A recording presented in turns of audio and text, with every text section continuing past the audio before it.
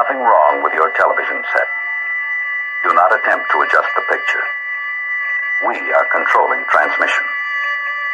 If we wish to make it louder, we will bring up the volume. If we wish to make it softer, we will tune it to a whisper.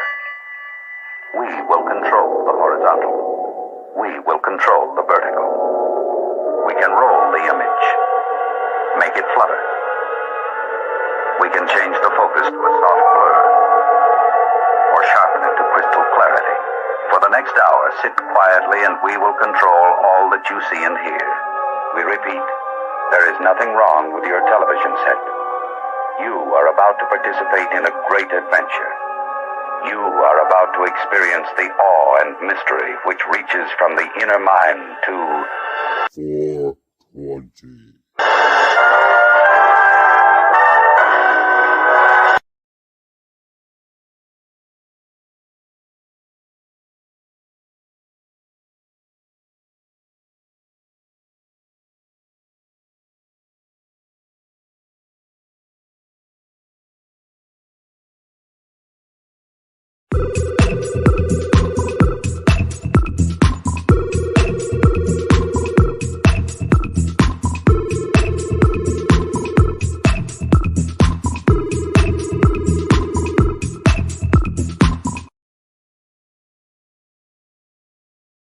Uostarosta.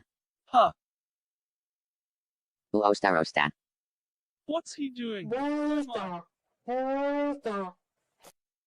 That's odd. Booster.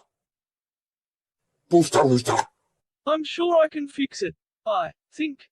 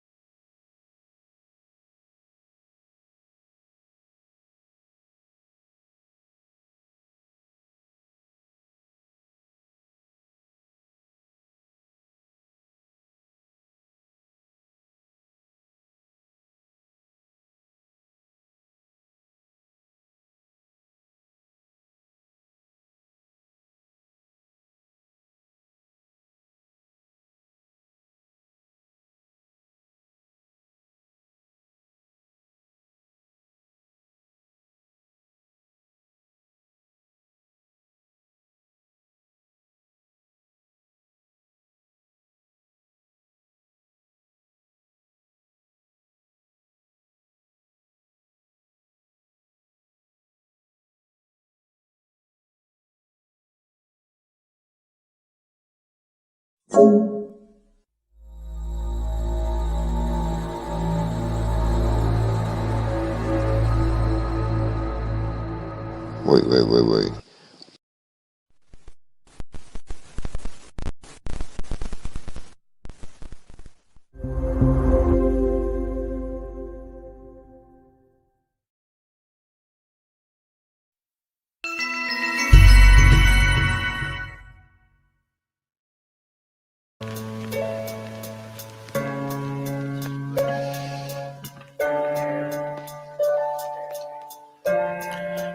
Yo, I don't even care if you lit or you high. Airplanes are literally littering in the sky. While you're twittering the little kids in the video live. We spending these ends with the pyramid. I'm fucking serious. This is no time to question me, period.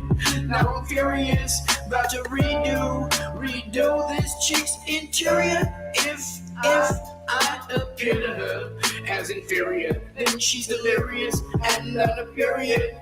Just throw them hands in the air and wave them shit high. If you're on my team, if you're on my team, then scream. Just scream real loud, throw your hands up in the air. If you're on my team, I used to see anticipation dripping from your freaking face, written in 15 different languages. It was amazing, kid. Nowadays the shit looks like it's missing its radiance. It's all been erased and stripped from our relationship. Your face is sick, like I just made you lick a contagion, growing impatient. Your days eclipsed by an alien. The way your skin smelled way back then, I'm inhaling, now I'm flailing like the assailant that you impaled in. Now I'm exhaling. Next I guess I'll just check the tail end of the failed friendship we had way back, like a whale fin. And now the elephants in the room, and they pale in comparison to the pain I'm sharing, and it's embarrassing. About to get the kerosene and burn up everything you shared, and then up in flames. This is not a fucking game. Yo, there it went, there it went. It's embarrassing, but yo, I don't even care if you lit or you high. Airplanes are literally littering in the sky. While you're twittering the little kids in the video live. We spending these ends with the pyramid. I'm fucking serious. This is no time to question me, period. Now I'm furious, about to redo this chick's interior. If I appear to her as inferior, then she's delirious and not a period. Just throw them hands in the air and wave them. If you're on my team, if you're on my team, then scream. Just scream real loud. If you're on my team, then scream. Just scream real loud.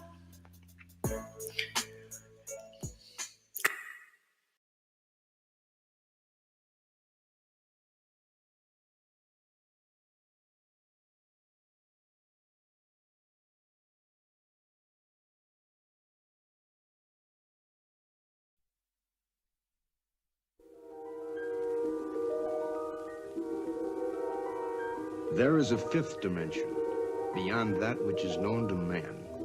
It is a dimension as vast as space and as timeless as infinity. It is the middle ground between light and shadow, between science and superstition, and it lies between the pit of man's fears and the summit of his knowledge. This is the dimension of imagination. It is an area which we call the mudmob zone.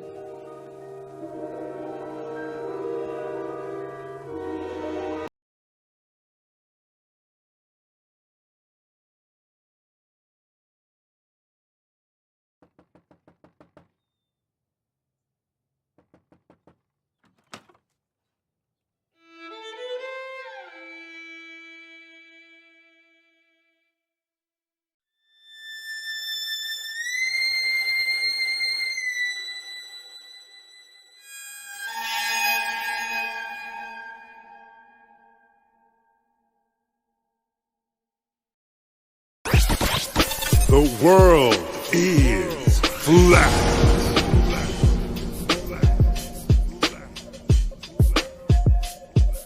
I'm here to ring the alarm with my puppet like charm, straight from the barn. I'm talking about Flat Earth Farms, cause most don't know. They think we live on a globe, a ball that floats. So listen and take notes, and take it to a higher plane. Imagine yourself in all it contains, in all its glory and flair. Flat Earth Farms can take you there.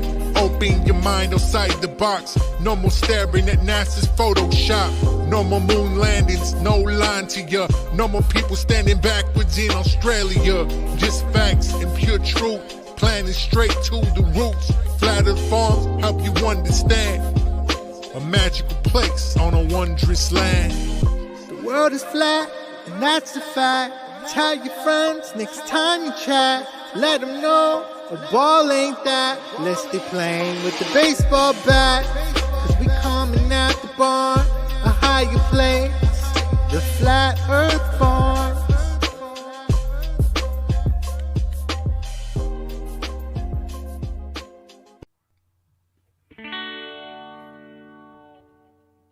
I see a sun that isn't rising. I see it as it goes away. I see a Flat Earth Farm rising. I see it's taking everything. The world don't turn around tonight. Don't you make it feel alright in the Flat Earth Farm's rising. I hear things have been growing. I know I'm growing love for you. The tractor, hear the roots is growing. Sun comes back, it's shining down on through. Yeah, the world don't turn around tonight. That's messing with your mind. It's the Flat Earth Farm's rising.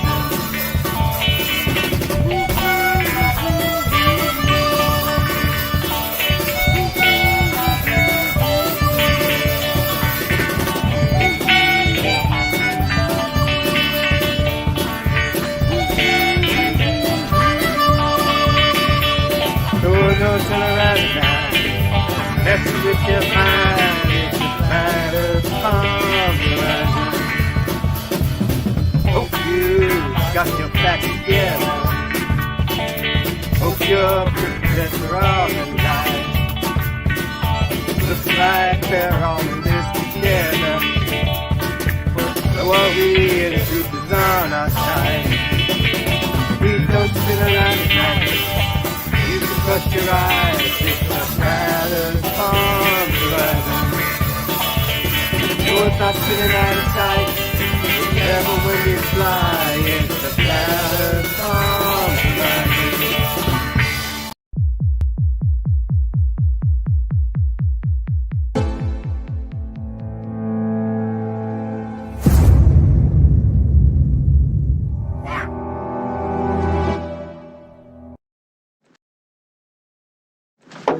This could be it, Harry. Pass the word along. Tell the men it's time to shoot the moon. Shoot the moon!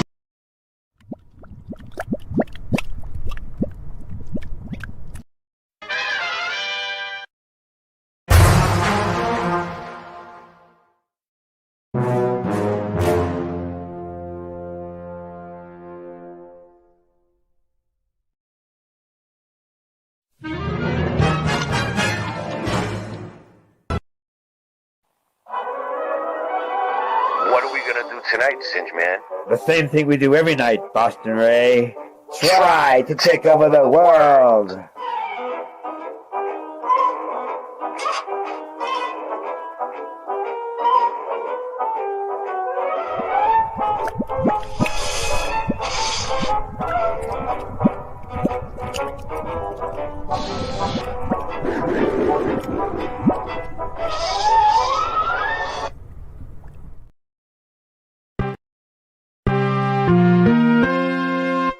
The world of science cares about you.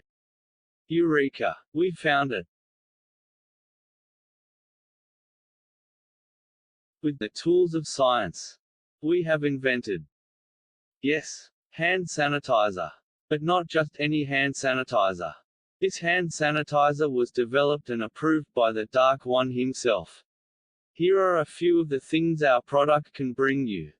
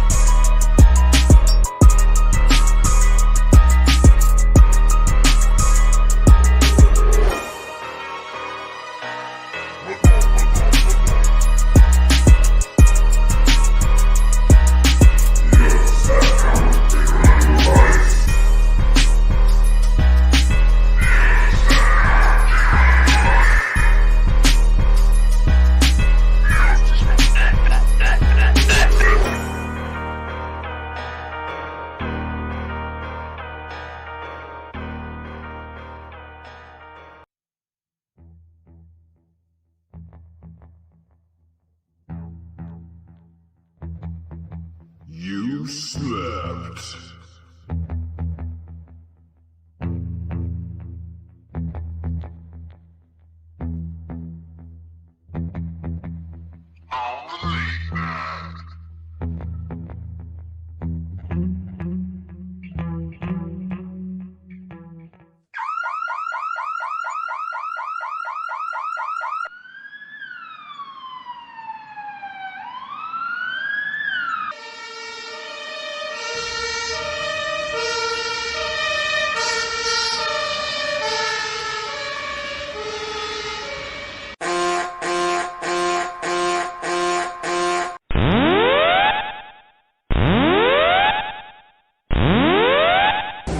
Warning, the self-destruct system has been activated.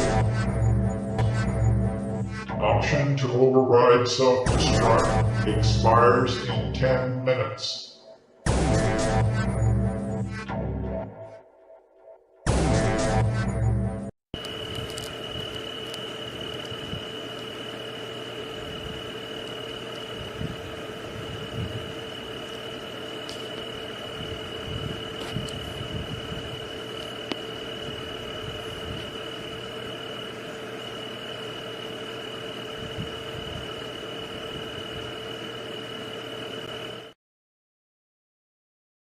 see, here is the sea, Mr. Sanders.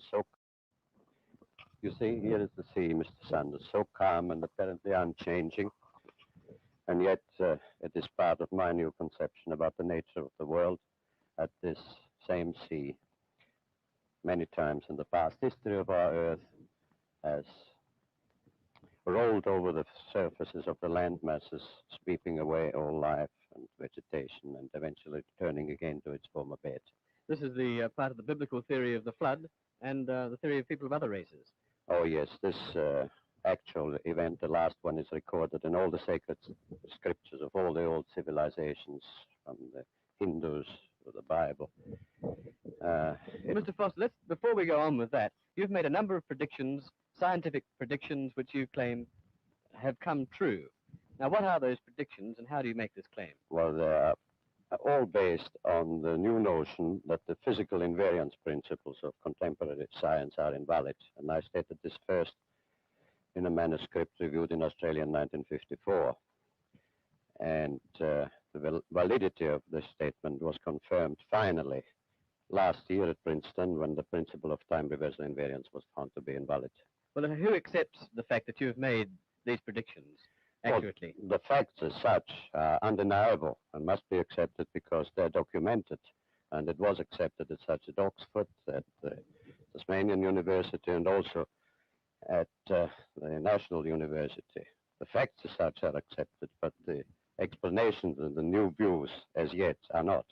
Do you mean to say that you reject all the basic principles of science established since Aristotle's day? No, it does not mean that. I state and maintain that those concepts and interpretations of science, which are still based today on Aristotelian logic, have a certain purpose, but that is defined by a statement as that a spade is a spade or a fine chisel is a fine chisel.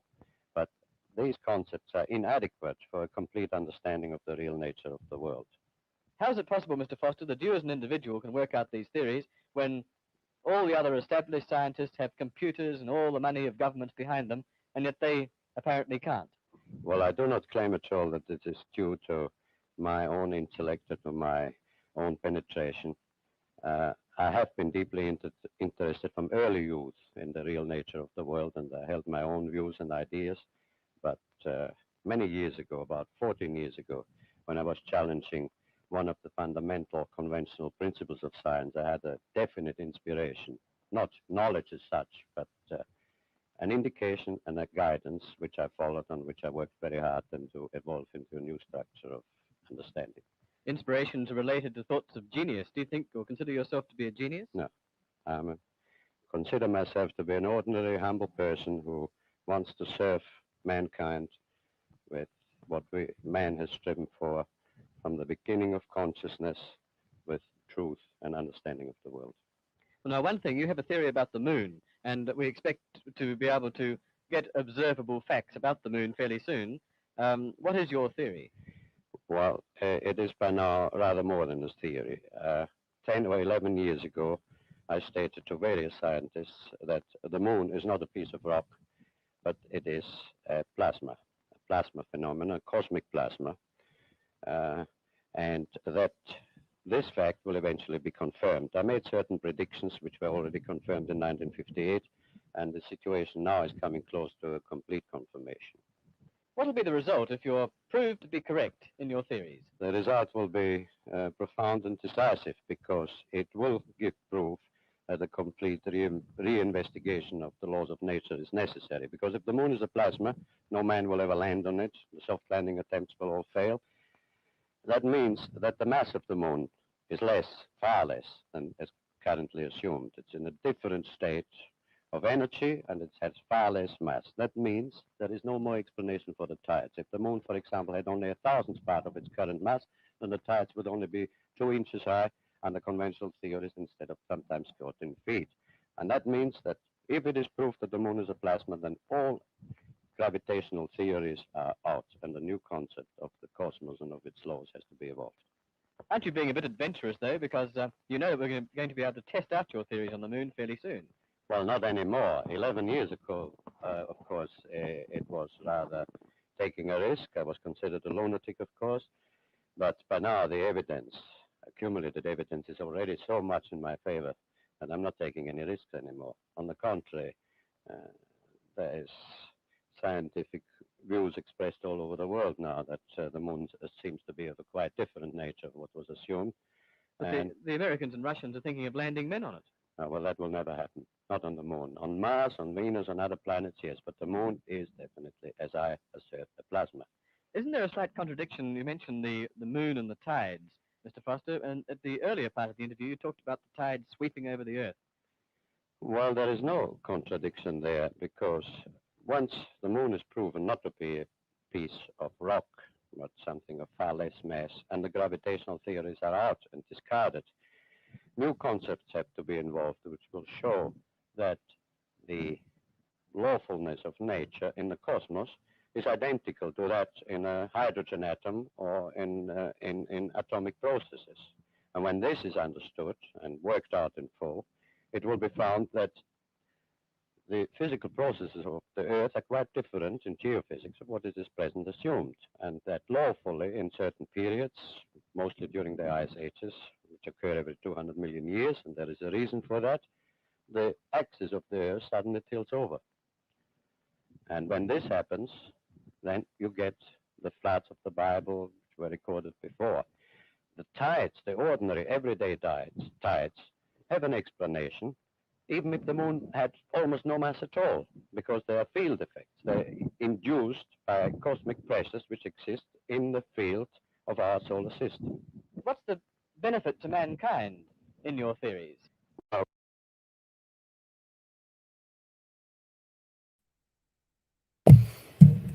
We are live. Well, Cinchman's here too. Well, Plasma Moon, yeah. We're gonna get into him. I'm foreshadowing. I'm foreshadowing. Yeah, they have, right? Carol Davis, Anson Howard, Zulu One. What's the word of the week? Hey, Cinch, do me a favor. I got a tinkle. Will you please give them a shout out, dude? Dude. These intros are like too long, dude. I can't even deal with it. Be right back. I know, it's like, okay. So, okay, we hope you enjoyed that movie. And the word of the week is, or the phrase of the week is, word of the week, foreshadowing. Because that's the new word that Ray learned this week. Foreshadowing. Is that going to have to do anything with the moon shadow? Well, all I know is that Ray doesn't use GPS. He uses a moon map. Or if he goes to like 7-Eleven, the corner store, he utilizes the moon map almost all the time to get everywhere. And then I got a couple more jokes on it. Let's see if I can remember. I'm on a roll. Okay, so moon map. Oh yeah. So shoot the moon. No, I don't know anything about it. Seriously. I have done nothing. I've looked at it a couple of times and went, huh. All right. Well, from what I gathered, hold on, I gotta top myself up. New theory. I'm like, Jen.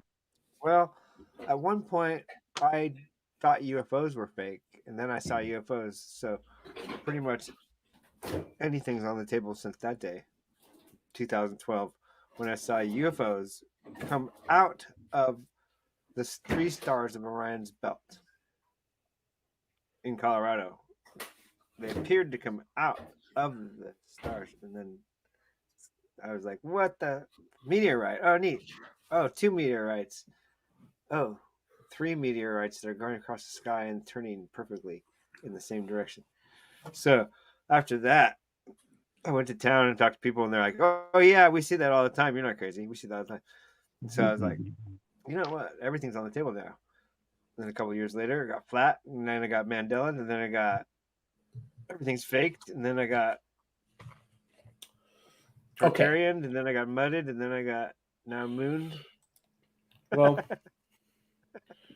let's do this real quick before we start off with the moon map stuff. Oh yeah, wait. There's one more thing I have to say. If you see a troll, say something, and if you're listening to this, you are the resistance. And this is Sparta, or what's left of it. There you go. Nice.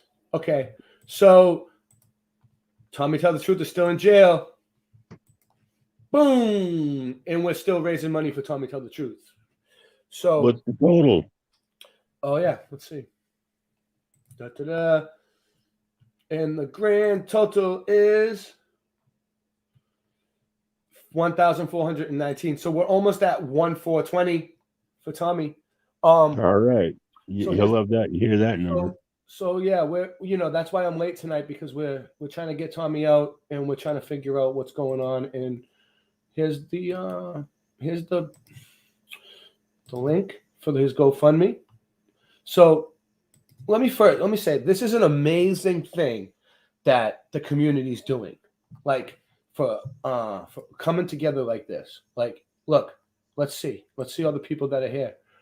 Melanie Moran, $50. Look, boom. Anthony Santosuso, Linda Locken, Tracy Tyson, Brian Ebersol, anonymous people, $33. Joyce. Great. I'm gonna duck out. I'll be right back in 10 minutes. No problem. Let me read off these names. Joyce Betchel, Shane Rafferty. These are all people that believe in Tommy and donated, and like, we got to get them out. They believe in the cause. Anonymous, Jesse Radaski, David Kassler, Valley Parks, Dorothy Cohen. A lot of anonymous. Four Jacks, David Cupidlowski, Joe and Faye. What up, Joe and Faye? David McDonald, Guy Hankins, Jared Jaguar, Walton Johnson, Richard Kohler, Run Boston Bear, Amanda McLeod, Anthony Bergs, Gina Hack. All these people. David Beverly, that's Jesus Freak. Craig Schaefer, Jim Metcalf, Jonathan Trimmer, Elizabeth Marlowe, Tommy Fender, Daryl Davis. I'm going to be donating. Me and Singe are donating, and when we get our YouTube checks, we're giving it to Tommy. Jennifer Prentons, Marianne D'Souza, India Holistic Media. Anonymous, Jason Valencia, Cassandra Johnson, Joe Martinez, Nathan Sanders. If I didn't say your name and you donated, it's because it's not showing up yet. It's not showing up yet. Also, someone was saying they were having trouble putting their credit card through, and it was like kicking them out. So I hope that isn't happening to a lot of people. So we find out that they're giving us shit about the bill, though, which kind of sucks, because like I'm gonna let you guys know straight up, because like people are invested in this, obviously. All right. So when I first called the jail, they said that the bill was $20,000. Right? That's his bill. His bill is set at $20,000, dude. It's not set at $2,000. It's set at 20. So in most cases, they let you get out for 10%, like $2,000, somewhere around there. It's up to the Bills bondsman. So I called back the other day. We had no communication with people, and they said probably, most likely, they can't be definite. The people at the jail said, people that work there said, we can't be 100%. Chances are, yeah, they'll do, 10%. But come to find out today, we talked to Tommy's friend Chris, and he said that they want between 12 and 14,000 to get him out. That's what they want. So it's great that everybody's been donating, because he's going to need the money to get out, and in the end, for lawyers and everything else. But it's going to take a lot more than that. And it kind of sucks. Hopefully, when he goes to court, they lower his bail, and we'll have enough by then. I don't know. But I don't even know if that's 100%. That's a story that we got from Chris, who's Tommy's friend. We just got to pray. Let's everybody pray for Tommy.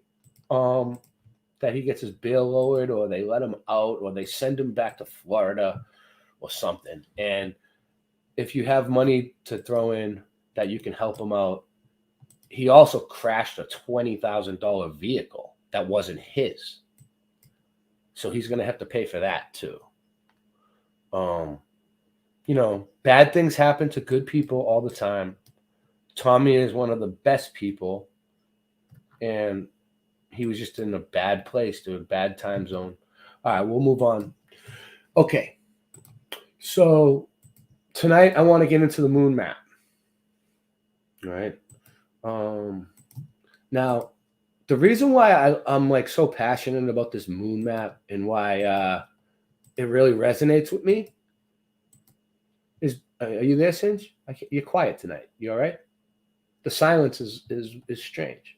I thought you would have cut me off at least a few times by now. Are you muted? Can you talk? I can't hear you. Killing me. Silence. Yeah, boy, it's terrible. So he looks like he looks like he's like listening to something, or Cinch Man. Look at him. I can't hear you. I cannot hear you. Oh, nice. I knew he was doing that. I knew what he was doing. I know what's going on my own show.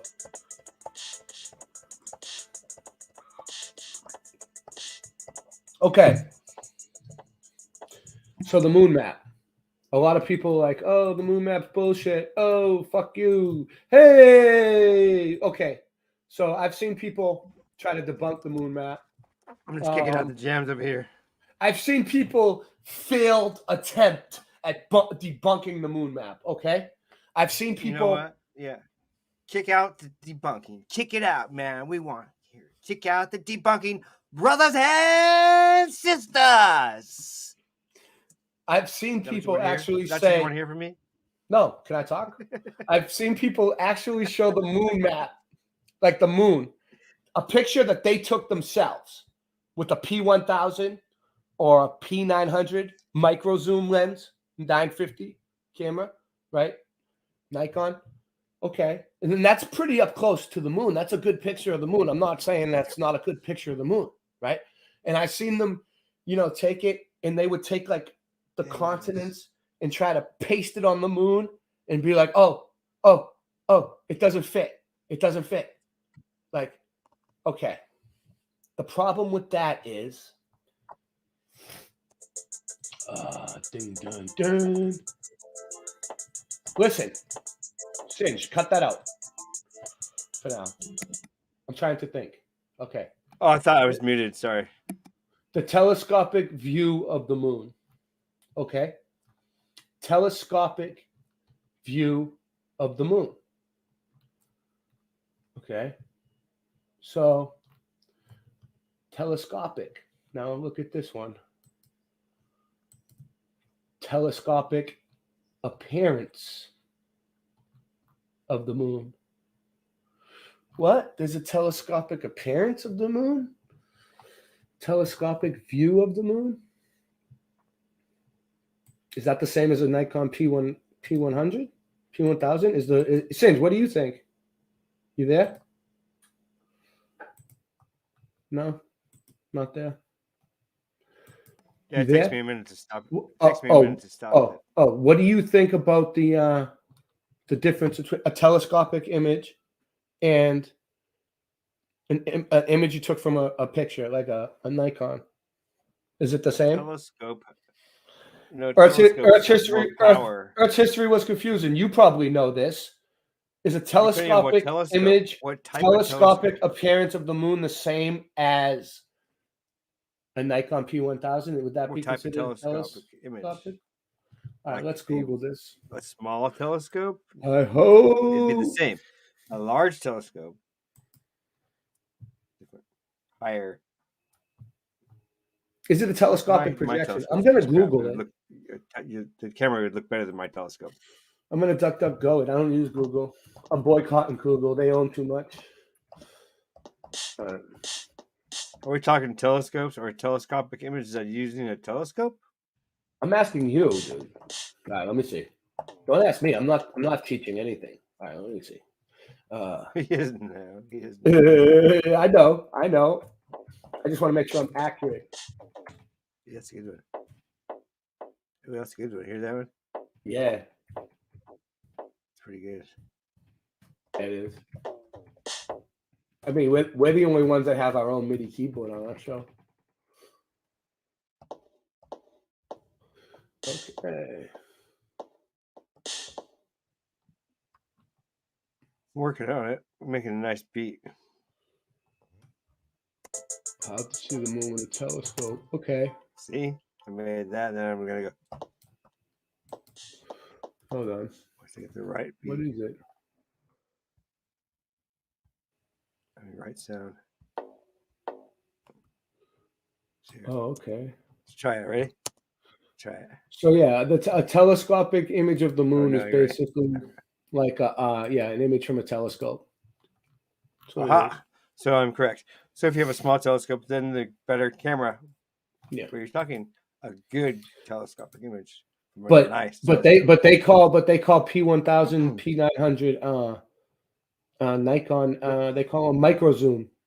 Is that the same as it's a like telescope? a mini telescope. It is like a telescope, like a better than average telescope, not like a cheap one like I have. Although it might be about the same as I have, but better. So and another thing is okay, the moon map is supposedly a plasma that froze within like a long time ago, and it was during the time when Atlantis and all those other lands, the extra lands, were above the sea level, above the water, and now they're underwater.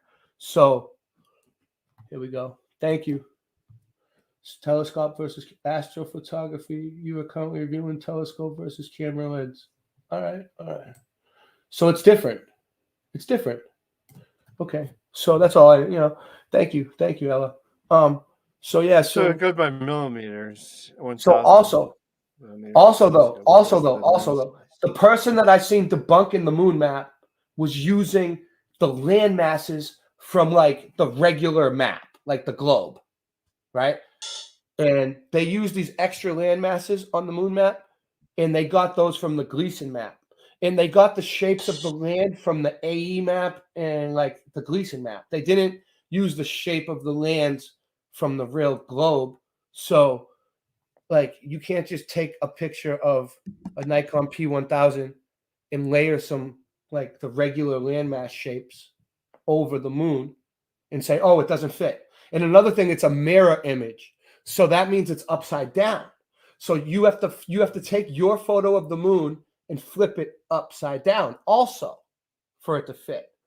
And these people used like a really high-tech computer program to overlay it. And it's not like they just like looked at it and was like, oh, that fits there. Stick this up your ass and to the left.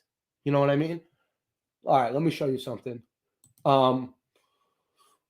This is going to cover it real quick. Like he explains it really well on this. So we're gonna get through it. We're gonna go deep. Midway upon the journey of our life, we're gonna cover it. I found myself within a forest dark, for the straightforward path had been lost. We'll get through it together. And during my journey, don't worry, you'll make it. As I made my way through the tangled labyrinthine paths of deception, looking for the center of truth, I met a brilliant woman who taught me many a flat fact. But out of all of her flat facts, it was one fact that struck a chord. She showed me the maps of old and asked me to find the key anomaly, the one error that all maps contained. I pointed to the varying representations of unknown land masses, to Hyperborea. She shook her head.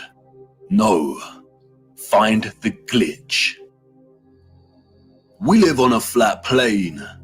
Our world is an electromagnetic terrarium, surrounded by an ethereal sea of water. 100%. And like all terrariums, after initial creation, they begin to form their own self-sustaining atmosphere. The sun and the moon journey above our flat realm in concentric spirals. There are 5 prominent circles of latitude, we are told. We have the Arctic Circle, closest to the center. The Tropic of Cancer at 23.5 degrees latitude in the northern hemisphere. The Equator at 0 degree latitude. The Tropic of Capricorn at 23.5 degrees latitude in the southern hemisphere and the Antarctic Circle. Okay, hold on one second. I want to read this because she did work for me. A telescope is very similar to a camera lens. The telescope has a fixed focal ratio, and with a few exceptions, it ranges from f4 to f15. Camera lenses have a focal ratio from less than f2 to more than f32. Okay, so what does that mean? It ranges from f4 to f15. Telescope has a fixed focal ratio, so the lens is a different focal ratio. Okay. The image quality for astrophotography is better with a telescope than with a camera lens. Also, you can get more accurate. Okay, so that's why you can see the land masses with a telescope and not a camera, because it's better quality with a telescope than with the camera, no matter what. Nikon is not a camera. I mean, it's not a telescope. A Nikon is not a telescope. Correction. A Nikon is not a telescope. I call it a telescope computer / camera. It's kind of like your cell phone. Like you said, Singe, your cell phone isn't a video camera. Like people use it to record videos. It's not a cell phone. It's not a cell phone. What the fuck is it? It's not a phone. It's not a camera or a phone. It's not a computer either. What is it? Same idea, guys. Same idea. Hold on. 1 second, guys.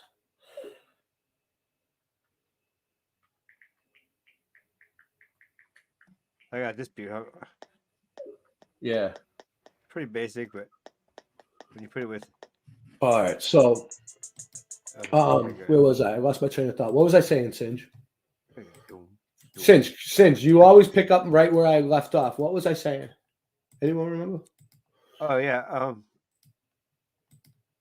It's not a cell phone. What the hell is it? What is it? It's not. Oh yeah. All right. Yeah. There you go. It's not a cell phone, not a computer. It's not a camera. Is not a telescope. Thank you. Okay. Boom. Back on track. Zoom in.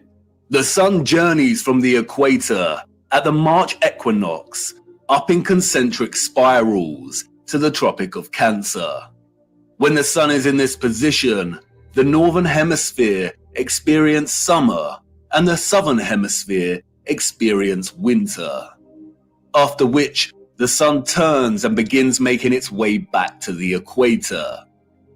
The word tropic stems from the Latin word tropicus, which means pertaining to a turn. The sun journeys back, taking the same concentric spiral path, and reaches the equator again. It then keeps going and reaches the Tropic of Capricorn. When the sun is in this position, the southern hemisphere experiences summer and the northern hemisphere experiences winter. After a time, the sun turns and begins making its way back to the equator for the March equinox. The equinox occurs when the sun is journeying the circle of the equator, and those living along this line of latitude will see the sun directly overhead at a 90-degree angle at solar noon. The March equinox marks the season of spring in the northern hemisphere, and the September equinox marks the season of autumn. If you live in the southern hemisphere, this is reversed, and the September equinox marks spring and the March equinox autumn. It is important to note that the sun never reaches the Arctic Circle, nor does it reach the Antarctic Circle. It never reaches the poles. It journeys to the tropic circles and then turns back. The point at which the sun reaches its most northerly and southerly excursion relative to the equator is called the solstice. Solstice comes from the Latin word solstitium, which means point at which the sun seems to stand still. And indeed, many do note that the sun seems to stop on the solstices. And this is because, in a sense, it does. It reaches the most northerly and southerly excursion and turns back. But why the Tropic of Cancer and Capricorn? Who names these circles of latitude? our historical ancestors did. They had clocks that not only told them the seconds of the hour, the hours in the day, but also the moment of dusk and dawn and the current phase of the moon. Their clocks understood the true time, the bigger picture. They understood the celestial clock. The stars above us, beyond our firmament, and in the waters above, revolve at a constant 1 degree every 4 minutes, from east to west, that is, anti-clockwise. This means they revolve at 15 degrees each hour. 15 degrees multiplied by 24 hours is 360, a full circle. The stars above are fixed. They do not stray from their anti-clockwise journey, but revolve and complete a full circle every day. Our ancient, historical ancestors knew this. They assigned the stars above into fixed constellations. They divided the 360-degree circle of the sky above into 12 divisional arcs of 30 degrees, in which each constellation of the zodiac resides in. They designated each constellation in each 30-degree arc with an anthropomorphic symbol, most of which are animals. Zodiac is an interesting word. Zodiac, the arcs of the zoo. Yes, the parallels with Noah's Ark are strikingly obvious. Each constellation of the zodiac moves from its fixed position in the waters above at 1 degree every 72 years. The stars in the circle above us are fixed in their positions, but every 72 years, the entire circle shifts 1 degree. This is what is called the precession of the equinox. Here it is. Remember, each arc is 30 degrees. If we multiply 72 with 30, we get 2,100. But I played the wrong one, dude. I had to use the restroom, so.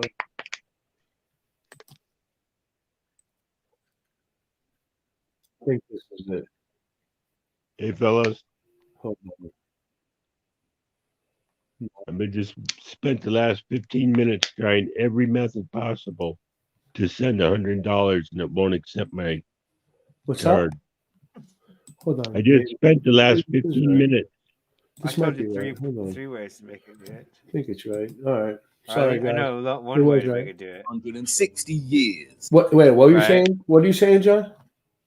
I just spent the last 15 minutes trying every method possible to send. Tommy money?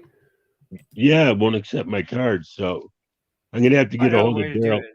I'll get a hold of Daryl tomorrow and take Daryl? Yeah, do I that. know the other way you could do is, like I said, you could get an Amazon. Oh yeah, that's right. But gift I'll card just with call it. Daryl tomorrow. I got it figured out. $5 I more. talked to him. Let's do this. This should Oh, work. good. All Very right. good. All right, this is easier. It cannot be. All this Hang on, I time, got some, oh, hidden in plain I sight. got some beat going over here. A distorted, unreliable yet steadfast reflection, a quasi-photographic image of both our known world and what is this? This is the unknown world. Thank you, Sturgios, for all your work. Sturgios has mapped out each continent to the minutest detail. His work is meticulous. He has mapped time zones, seasons, flight paths, and distances. This is the moon. But The first true flat Earth map. And it the is moon. of utmost importance, primarily due to the unknown landmass over here that Sturgios has named Terra Vista, after the Urbano Monte landmass of the same name. Why have we never heard of this land before? He used the Urbano Monte map. If the area He used the here map. is our known world, then the realm is He didn't use the absolutely AE map. enormous. But wait a minute. used the Urbano Monti map and like the Gleason map, and I think the AE map too, but he didn't use the regular friggin' Sturgios' presentation of our known world here maps the 5 prominent circles of latitude. We see the Arctic Circle, the tropics, the equator, and the Antarctic Circle. And Sturgios has mapped the sun's concentric journey around these circles of latitude, mapping seasons and time zones with the utmost precision and accuracy. Yeah, he did this. So what's going on? The sun and moon cannot journey the entirety of the land masses presented here because it would take too long. Does this landmass not have its own sun? Or perhaps the moon is not a map of the greater realm after all. But not so fast. We need to spend some time breaking down Sturgios' discovery here. Yes. How the image on the face of the moon was and is formed, when it was formed, and why are all questions that no one can answer. Nobody knows apart from the deceivers in higher places. Sum it up, but there are a lot of things hidden in plain sight that bring us a little closer to having a better understanding of this mysterious phenomenon. First of all is the nature of this image. It is a composite image. You are witnessing multiple images simultaneously when looking at the face of the moon. And these images are akin to a type of X-ray photography. X-ray. There is also evidently a lot of distortion and optical illusion present in these images. No one can offer an explanation as to how this composite image has formed, nor has anyone ever provided a satisfactory answer as to what exactly the moon is. And rightly so. For if they could, we would not be in this mess in the first place. While most alternative views of the moon's true nature are rooted in nonsensical theories, such as those dreamt up by many deceivers and boys who never grew up, and who like the idea that aliens created the moon and there exist underground bases deep within its craters. There is one man, however, who spoke of the moon in the years leading up to the space race in the 60s, and who offered a very sensible insight. In 1965, Professor R. Foster challenged the corrupt scientific complex by stating that landing on the moon was an impossibility. It is an impossibility, according to Foster, because the moon is plasma and not solid. Here is what he said in an interview. What is your theory? What is your theory? Well, it is by now rather more than a theory. 10 or 11 years ago, I stated to various scientists that the moon is not a piece of rock, but it is a plasma phenomenon, cosmic plasma, and that this fact will eventually be confirmed. I made certain predictions which were already confirmed in 1958, and the situation now is coming close to a complete confirmation. Scientific views expressed all over the world now that the moon seems to be of a quite different nature, was assumed. But the Americans and Russians are thinking of landing men on it. Well, that will never happen. Not on the moon. On Mars, on Venus, and other planets, yes, but the moon is definitely, as I assert, the plasma. Like most that speak out, Foster was most likely controlled opposition. Notice that he says it is possible to land on other planets, but not the moon. It is likely that it was his task to introduce a half-truth, that the moon is a plasma phenomenon, only for his claims to be, quote, debunked and proved wrong, unquote, a few years later, after they staged the moon landings. All right. Yep. Love it. Well, Mr. Foster had it half right. Well, yeah, exactly. Or maybe, he knew it wasn't a rock, at least, right? That's for sure. So, all right. So basically, we want to debunk the moon map. We should use the right images and the right maps and all that. Okay. Let's see what goes back to this. It takes 2,160 years for the circle above to shift one whole arc. You gonna say something, John? Astronomers call this an age. Nothing. Is I can meant wait. by entering or the dawn of a new age. What are you saying? I said nothing. I can wait. I was just gonna show you something real quick. What do you got? I'm reading the owner's manual to my Cool Picks right now. Oh, you got it. You got it with you. Show it. I'll put you full screen. All right. You got. So what is it? A P900? P950? 950. Brand new. This is my owner's manual. Here, let me grab the camera. Yeah, I'm gonna put the link out too if anybody wants to join. There's a lot of people here tonight. Let's get it going. Boom. Here it is. All right. That's great, man. I can't wait to get something like that. It's like Daryl's. He got a P1000. It's big. Yeah. Can you make it? Can you open it up and make the thing come out like go out and come back in like automatic? No, I ain't touched it yet. I'm gonna read the owner's manual. Yeah. Don't do that. Do that. So, anyways, yeah. I didn't get the 1000 because on the reviews it said that it weighs a pound more, and the reaction time is not as quick, and you get 60. You only get 200 pictures for a battery.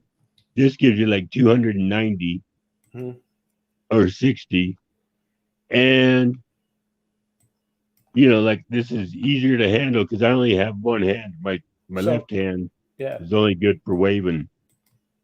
So, it'd be easier to control. So I'm still going to get a 1000, because they discontinued making them. Yeah.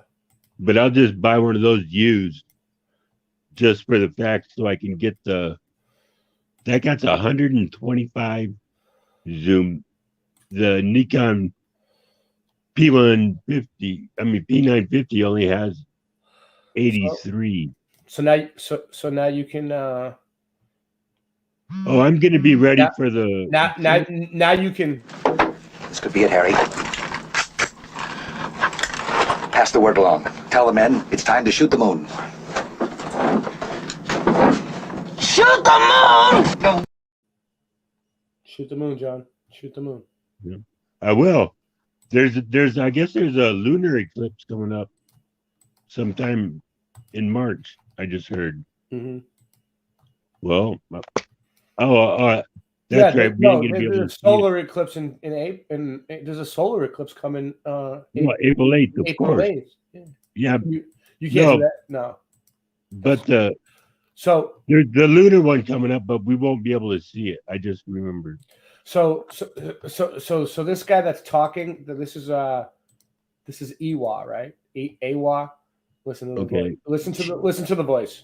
As Wikipedia tells us, the Tropic of Cancer and Capricorn were named such because many years ago. So he's basically on Odyssey, right? And like everyone on Odyssey and like people in the Mudfoot community, it's been like a long time thing. Like nobody knows who Awar is. Like who is he? Like a few people did shows of him.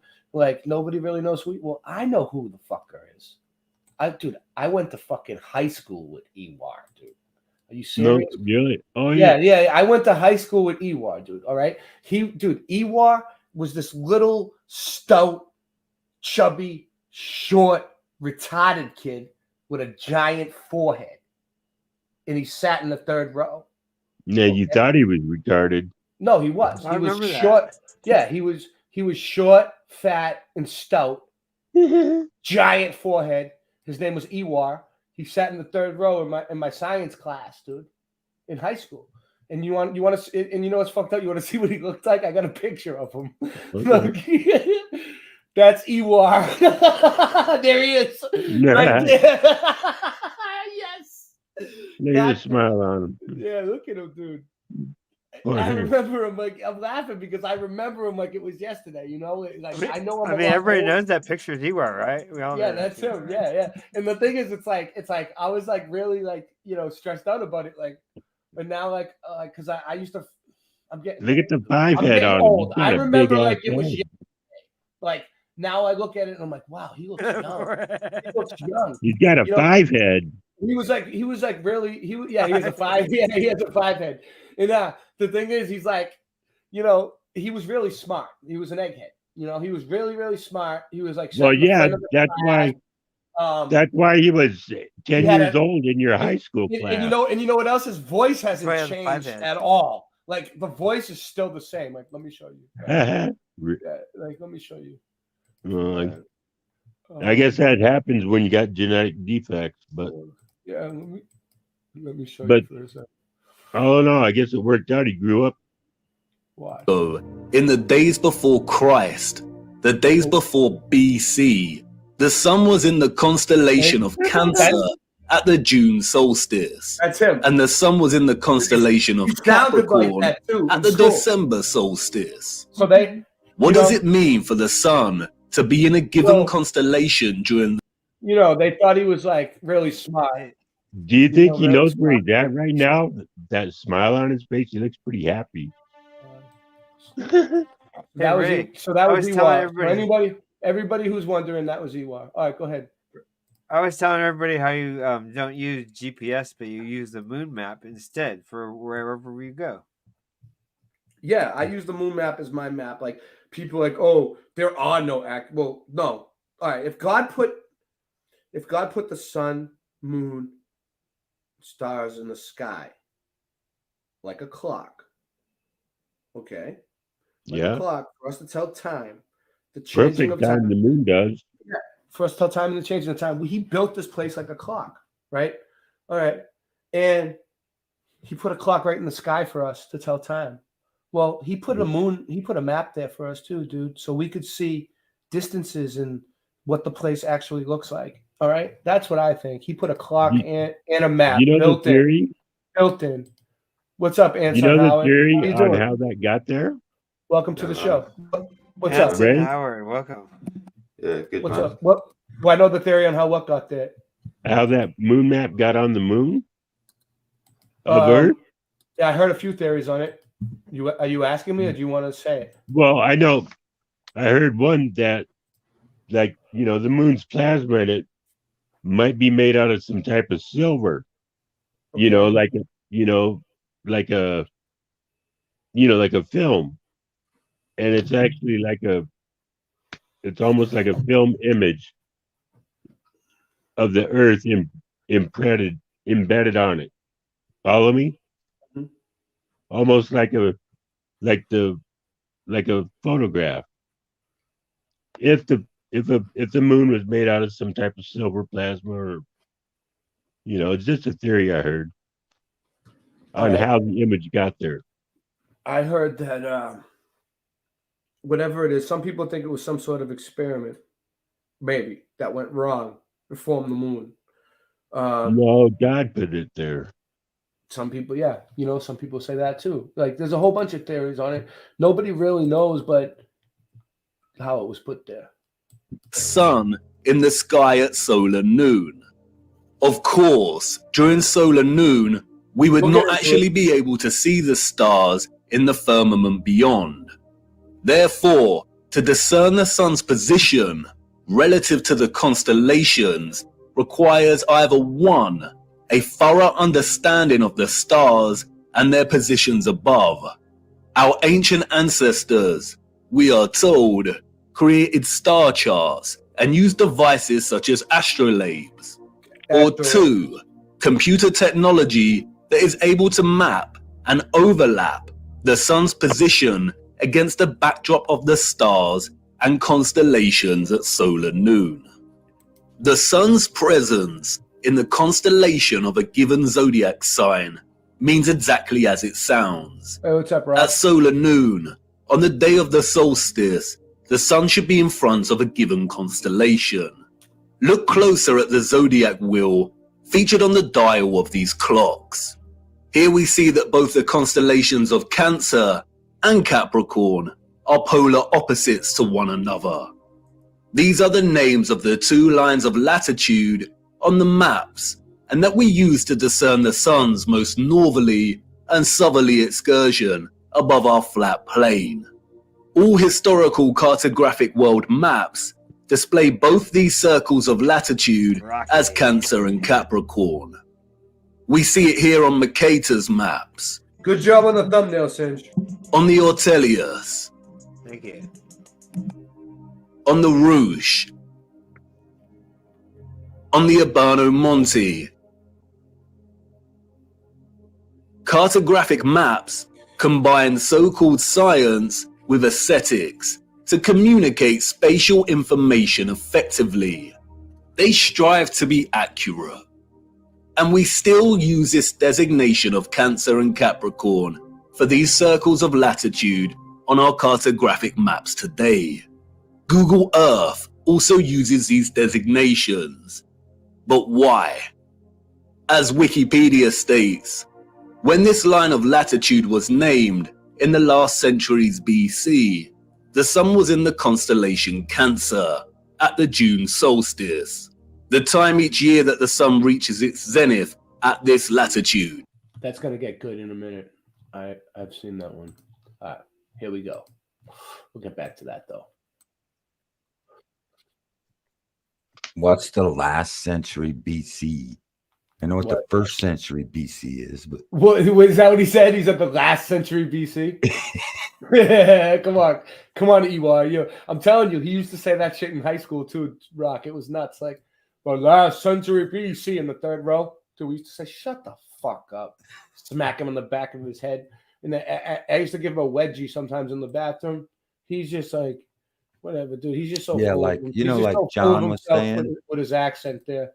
Yeah, what's about up? the Polaroid, like a Polaroid film shot. You know, like on plasma TVs, people used to have plasma TVs, and then if there was a logo in the corner, like it would be on your plasma TV. You couldn't get it off. Do you got a new mic? Can you hear me? Is my microphone working? No, it sounds good. It sounds better than normal to me. Better than before. I don't know. All right, ready? Here we go. Vibes of Cosmos. I left the links to the channel down below and his shop, but let's do a resume video. The moon. This is the moon. The moon. Upside down, the reflection, plasma, moon, and all that stuff. Contrast. So we gotta get this guy. We gotta get this guy on the show. He changed the colors, so you understand the difference between blue, water, and green, land. And then you do it bigger, and you add more blue and more green to see the difference between what's water and what's land. This is how and then you see the lands there. The known world, which is what we understand as the Gleason map, that includes Atlantida, Atlantis, and Lemuria, and the unknown world. You see all that stuff you see within the red circles, that's the known world.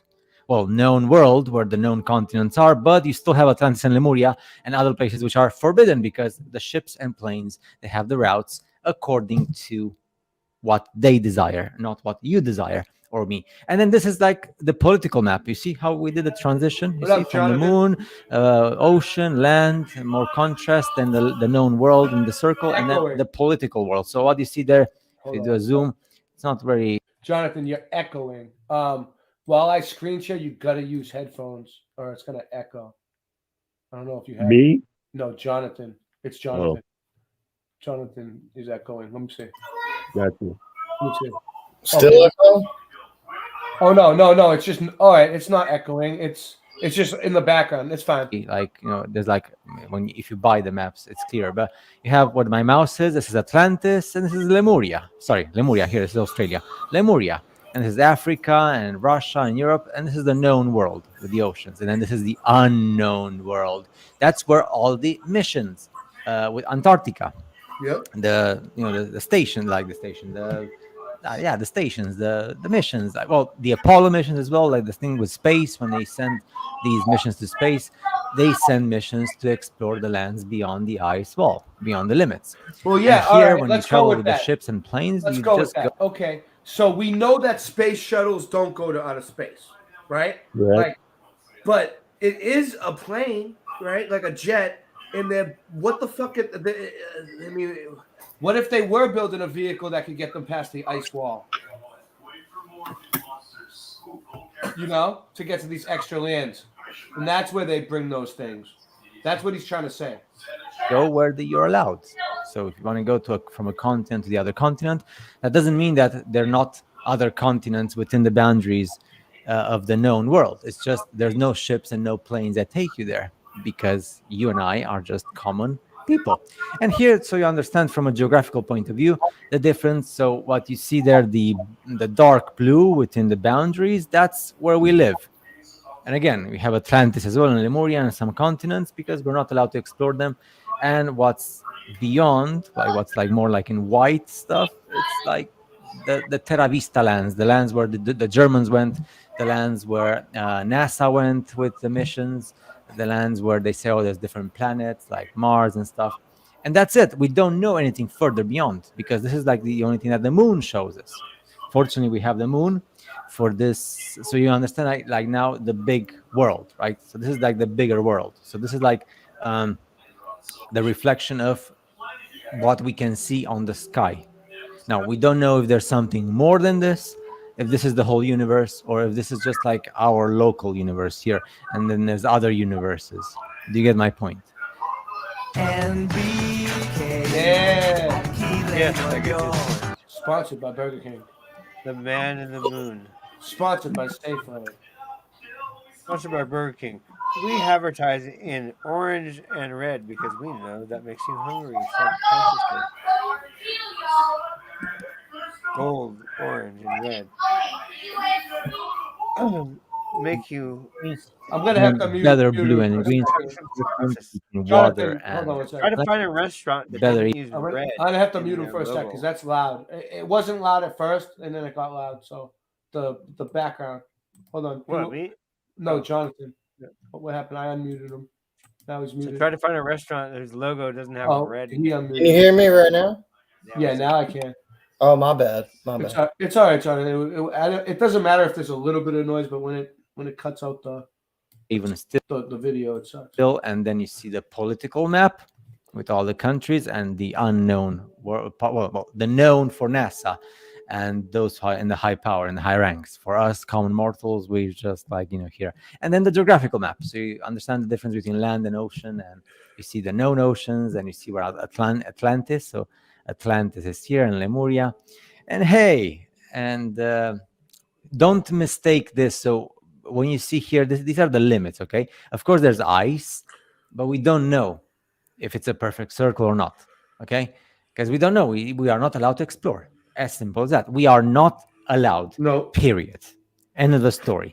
We only know what we can see from what this awesome YouTuber, Vibes of Cosmos, is showing on his channel. And it's pretty much the only thing that comes closer to reality, at least in the sense of 80% or so, regarding the plasma moon map refraction, however you want to call it. And it's the only guy I found on the internet that I consider to be at least anti-hypocrite and approaching what we can measure, because there's no use for us to measure something that we cannot, like gravity, for example. It's just a theory. But at least this one we know what we see on the sky. We see the moon. And there's the scientist from the 60s who said the moon is not something solid you can step on.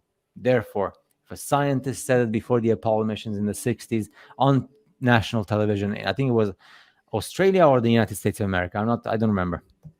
But you have the interview on YouTube. And yeah, Vibes of Cosmos did a very good job. So this is where we live. But you want to go in a straight line to explore. No, you can't. Why? Well, because you go to an airport or to a port, and there's no way. You can just go where you're allowed to pay to go. End of the story. So have yourself an awesome holiday if you have holidays to go where you're allowed to go. Because you're not allowed to go where you're not allowed to go. You get my point. I'm just trying to be as realistic and close to the real world and anti-hypocrisy, not hypocrisy, but against hypocrisy as possible. So again, and a big applause to Vibes of Cosmos. You want to say something, Singe? Oh, I said they give us the illusion of freedom. Yeah. I think everybody heard me. I left the links to his shop. You can buy. When you buy from his shop, you have to buy. When you buy like the whole stuff, you get the link and you get the songs and the PDF and the pictures and the JPEG. Well, usually it's like JPEGs, so photos in the same folder. But you download everything. That's how he decided to do it. So yeah, minimum 10 euros. That was the price when I bought all the stuff with the maps. It is fascinating, and he is the only one, to be honest, that has published something like this. And your mind goes like boom, like boom, like way beyond. And I'm not saying that, because of course we have the Vedas, the Vedas from Hindu. We still don't know who is closer, with the Vedas or this, because we don't know.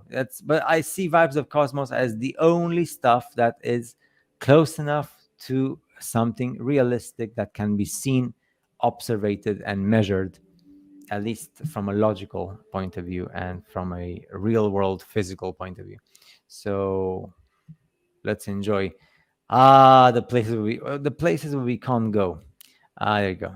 Atlantis, and it's like, the first islands close to Africa. There's no straight voyages from Africa in a straight line. Nothing. Here's Lemuria, and it's close to New Zealand. But if you go on the ocean, you go besides Lemuria, so you never touch Lemuria or Terra del Fuego. So yeah, you can go from South America easily on the ocean and never see Lemuria. So yeah, because the distances here are huge, like on the ocean. It's not like something, and because of the law of perspective, you will never see it.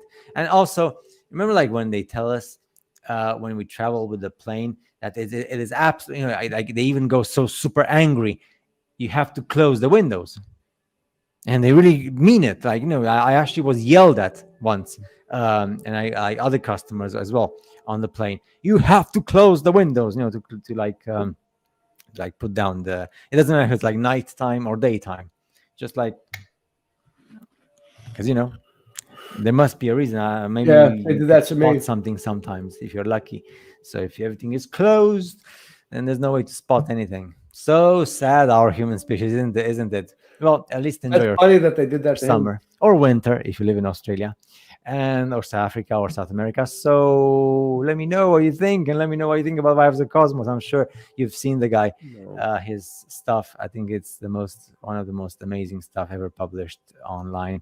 I don't know how he got to this conclusion, but at least we have something. So see you in the next video. All right. Soy Lucas, tengo. All right, here we go. There you go. So Ray. Yeah, what's up? You were saying, about aliens or going past the ice wall. Mm-hmm. Well, we do live in an enclosed system, so there's a barrier somewhere, Mm-hmm. it, who knows how far it is past the ice wall. So,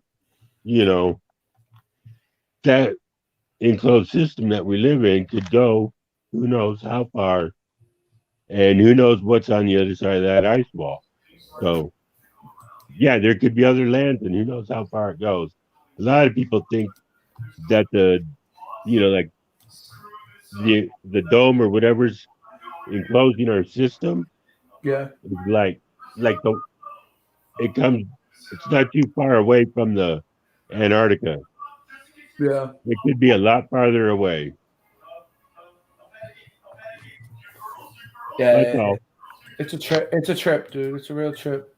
Yeah. And you never know what a submarine can do going under the ice. Yeah, well said. Similarly, when the Tropic of Capricorn was named, the sun was in the constellation of Capricorn at the December solstice. And the wheel of the zodiac makes this very easy to understand. For instance, if the sun is in any given constellation at solar noon on the June solstice, then its counterpart on the December solstice will always be in the constellation opposite to the June sign. And this is represented with a straight vertical line. That's Ewok. There he is. There he is. I remember. Listen, I remember when I was a kid and I went to school with Ewok. There he is, man. Good old Ewok, man. It looks like, oh man, it brings back memories. Oh, shit, man. He was a little fat, stout, fat, chubby retarded kid. That little kid was in your with high a school. giant forehead. No, that's Ewar, the one who's talking. Right. That little kid was in your high school class? Yeah, he was in my high school class. You know why, John?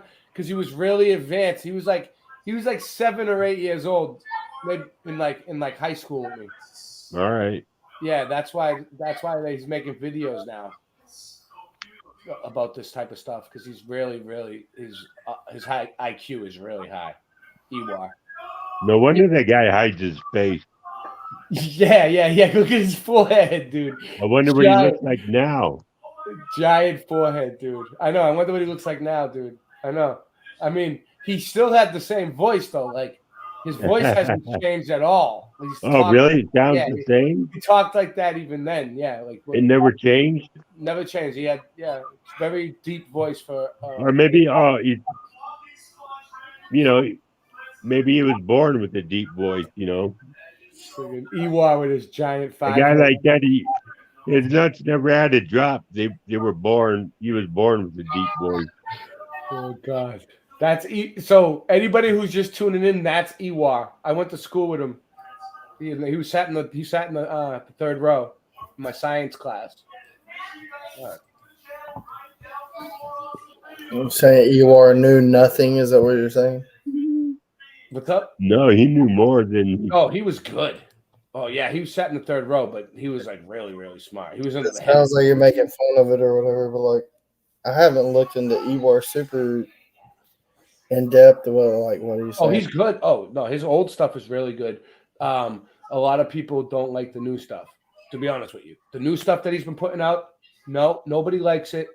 That's why I don't even really play it. But his old stuff was good. Oh, so you're not hating on him? I'm not hating on him. I'm just. Oh, I thought you were. No. It's a joke. You were joking. It's a joke, Jonathan, because Ewar was pretty cool. It's a joke, Jonathan, because he never shows his face in the Mudfoot community. Nobody really knows who he is and what he looks like. Ewar doesn't show his face. Ewar. Yeah. It will appear in the constellation of Libra in the December solstice. If the sun was in the constellation of Pisces at the June solstice, then it would be in the constellation of Virgo during the December solstice.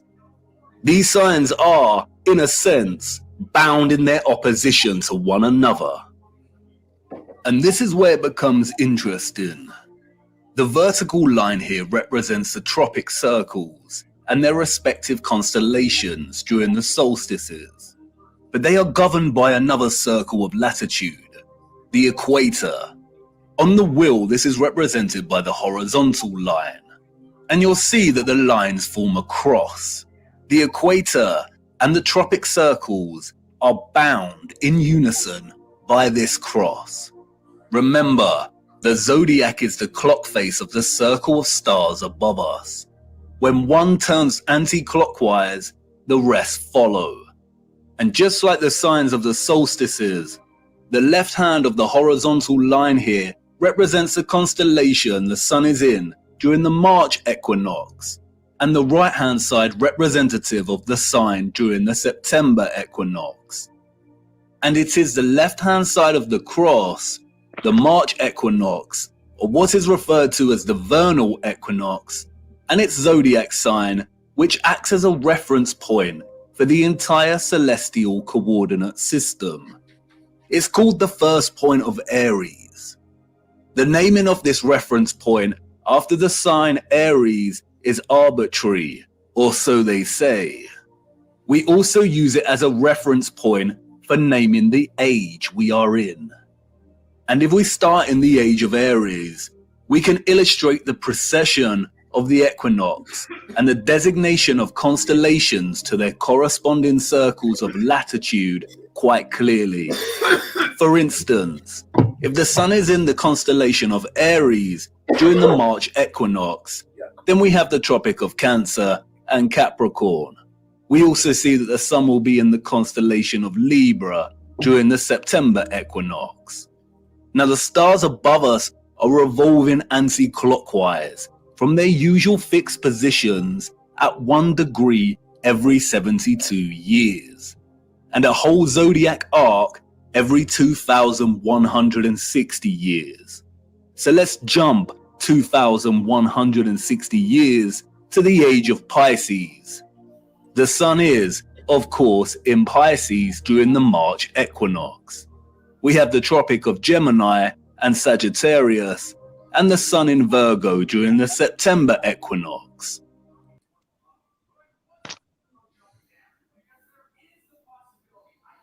Hey, quit showing that face, man. I'm gonna have bad Representation of the constellations, as if your view was outside of the firmament and looking down on the stars. If you were standing underneath this wheel and looking up, it would rotate anti-clockwise. I am using the clockwise representation because it is the best way to illustrate the precession of the equinox. This rotation keeps shifting one arc every 2,160 years until the wheel makes a full circle, or what is known as a great year. Why is this important? What we see here, and what the mainstream narrative confirms, is that the tropics of Cancer and Capricorn occurred during the age of Aries. For the last 2,000 years or so, we have been in the age of Pisces. Remember, an age lasts for roughly 2,160 years. And we are now on the cusp of entering into the age of Aquarius. On June 2020, during the solstice, the sun entered the border of Taurus, and therefore the transition has already begun. And Google will tell you this yourself if you search. A new age, or a precession of 30 degrees into a new constellation on the March equinox, is not some new age, pseudo-spiritual fantasy of astrologists and yogis alike. It is an astronomical law of the stars above in the firmament, and you can track it yourself every equinox and solstice. It is a critical and integral component in the function of our realm. If we are entering the age of Aquarius, then that means that the sun has not been in the constellation of Cancer or Capricorn during the solstice for over 2,000 years, when our realm was in the age of Aries. All the old and current cartographic maps, and even Google Earth, represent these circles of latitude as the Tropic of Cancer and Capricorn. There are no maps that present the tropic lines correctly, as they should be in the age of Pisces, our current age. Wikipedia and other mainstream narratives of deception tell us that our ancient historical ancestors of horse and cart and copper chisels named these circles of latitude in the times of BC, and no one in the course of history that followed bothered to change the names of the tropics to their accurate designation. We are in the age of Pisces, and have been for over 2,000 years. The circles of latitude should be called the Tropic of Gemini and the Tropic of Sagittarius. And so what? What's in a name? But this brilliant lady who taught me this flat fact was patient. What's in a name? Everything. And until she said it, I didn't realize how stupid I'd been to overlook this. Maps are not just pretty projections of the landmass on Earth. They are practical instruments of navigation.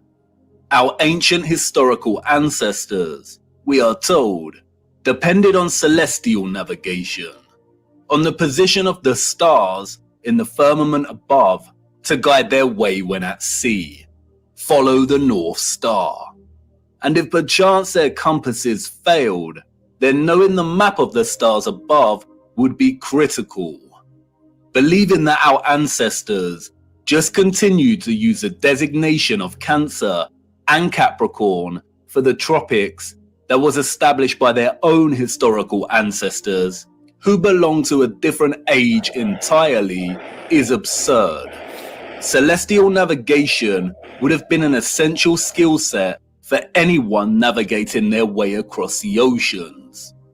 And if they did have advanced technology, like we have our computers and GPS systems, then would they really be that lazy and neglectful to not bother designating the tropic circles to their correct constellation titles? Did they really invest so much time building the most advanced astronomical clocks only to neglect their maps? No, they did not. All these historical maps present designations for the tropic circles of latitude that are well over 2,000 years old. Why? And why are we still using this designation today? For you see, these maps, and all our maps, including Google Earth, are tools of deception.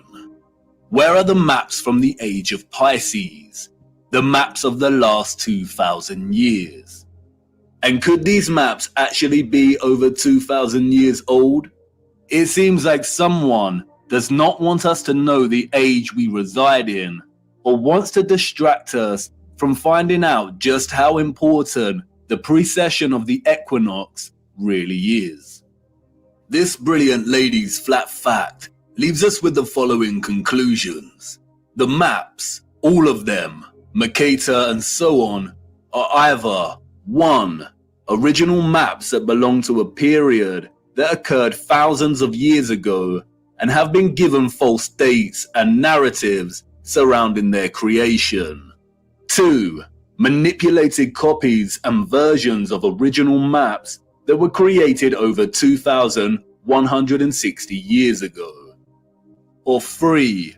They are all fake and created during the Great Reset of the last few hundred years to generate a false history and timeline and solidify the false historical narrative and the rise of Galilean heliocentricity. Out of all of these options, the second and the third are most likely. Cartographic world maps are not easy documents to create and establish. They require a solid understanding of our Earth's size and shape. They require a thorough understanding of the circles of latitude that are integral to the workings of our world. They require a complex understanding of the continents and land masses. These maps are likely manipulated duplications of maps thousands of years old, or completely fake. So what he's trying to basically show here, just to sum it up like for him a little bit, is that none of the maps are accurate. There's not one accurate map, okay? That's what he's showing. I'll let it go. And we do see signs of manipulation, especially in regard to the landmass known as Hyperborea. We see Hyperborea in various maps of varying styles, and we are told that these are from the 16th century. But towards the 17th century, we see Hyperborea start to be erased from the maps. We see unknown land masses that are present in some of these old maps. So basically, like, Hyperborea is on the old maps, and then like 200 years later, it's not showing up on the maps anymore. Vanish entirely. And then it dawned on me, the message of this flat fact. We have no trustworthy maps. Not a single one. We have no reliable source to show us the bigger picture of the realm we inhabit. I continued my journey, and as I ventured Do we have any accurate maps? Oh, wait, the moon. Deeper into the forest, the path to the center that led me thus far was gone, and I could not turn back, and there lay no path in front of me. I became truly lost. How to know where you are going if you don't know where you are in the first place, if you don't have a map? All historical waymarks that I had invested some degree of trust in before were now completely unreliable and questionable. How much had been edited by the controllers? How much truth was left? What if all the maps were fake? Why are they hiding the maps of the last 2,000 years? We do not have one single accurate or honest world map.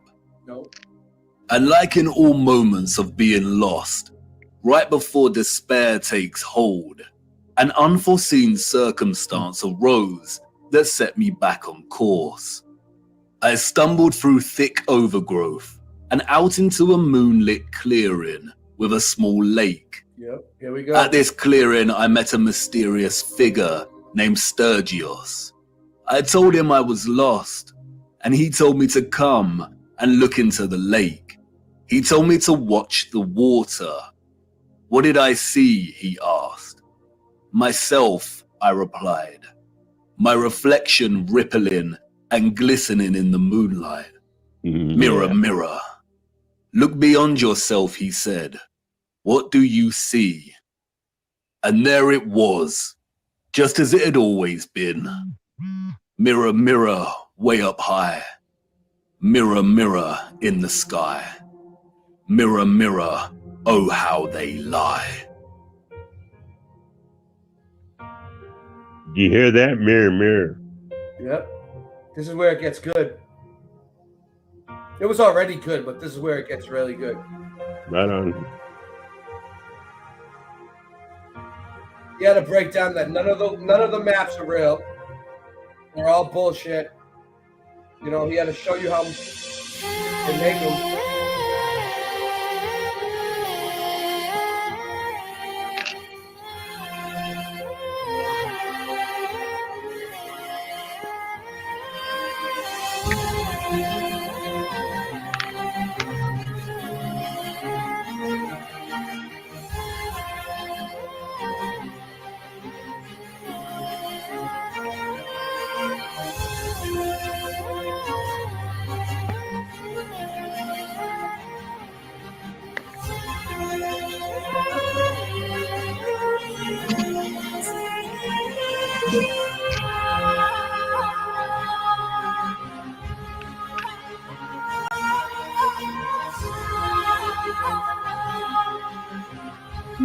There's the one in the circle. Hold on, one second. I'll pause. Yeah, the North Circle one. It looks like it has 4 rivers coming out of it. You know, the small circle where the North Pole. Yeah, Mount Meru. Mount Meru. It looks like it looks like it's got 4 rivers coming out of it, according to that map right there. Yeah. Just like it does. Just like on the other maps. Yeah. And the Bible speaks it of says something about the Bible. Yeah, in the Bible, right? Yeah. It's biblical. Right, John? Yes. What does it say? Do you know, John? Well, I know River, Euphrates, and Tigris might have something to do with they originally came from, the North Pole. The North, yeah. That's where Eden is. Thank you, John. That's why we're paying you so much. Thank you. No, but if you go back, like right there, you see it? It's got 4 rivers up there. Yeah, up here. Yeah. 3 little ones and 1 big one. Yeah, all right. Let me show you. It's on the. Let me show you, John. Maybe wrong. Wow. I'll show you something. So I think it's the Gleason map.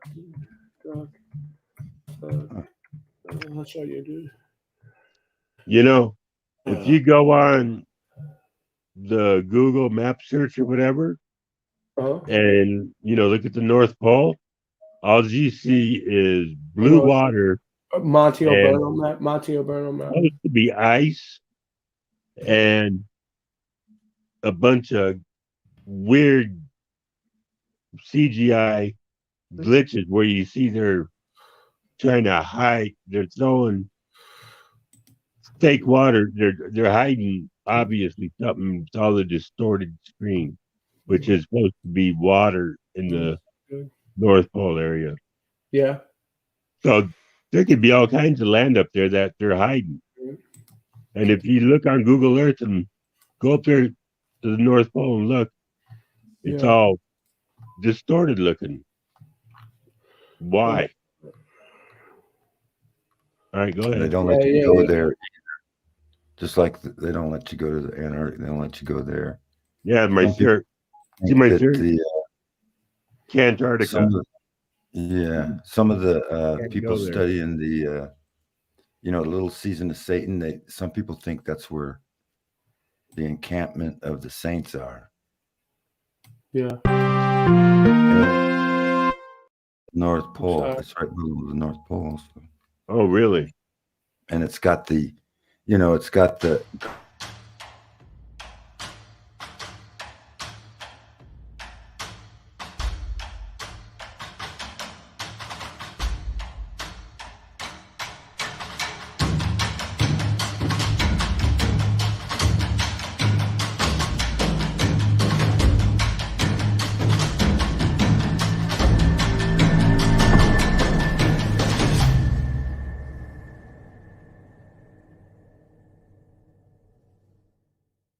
Rock, you were saying?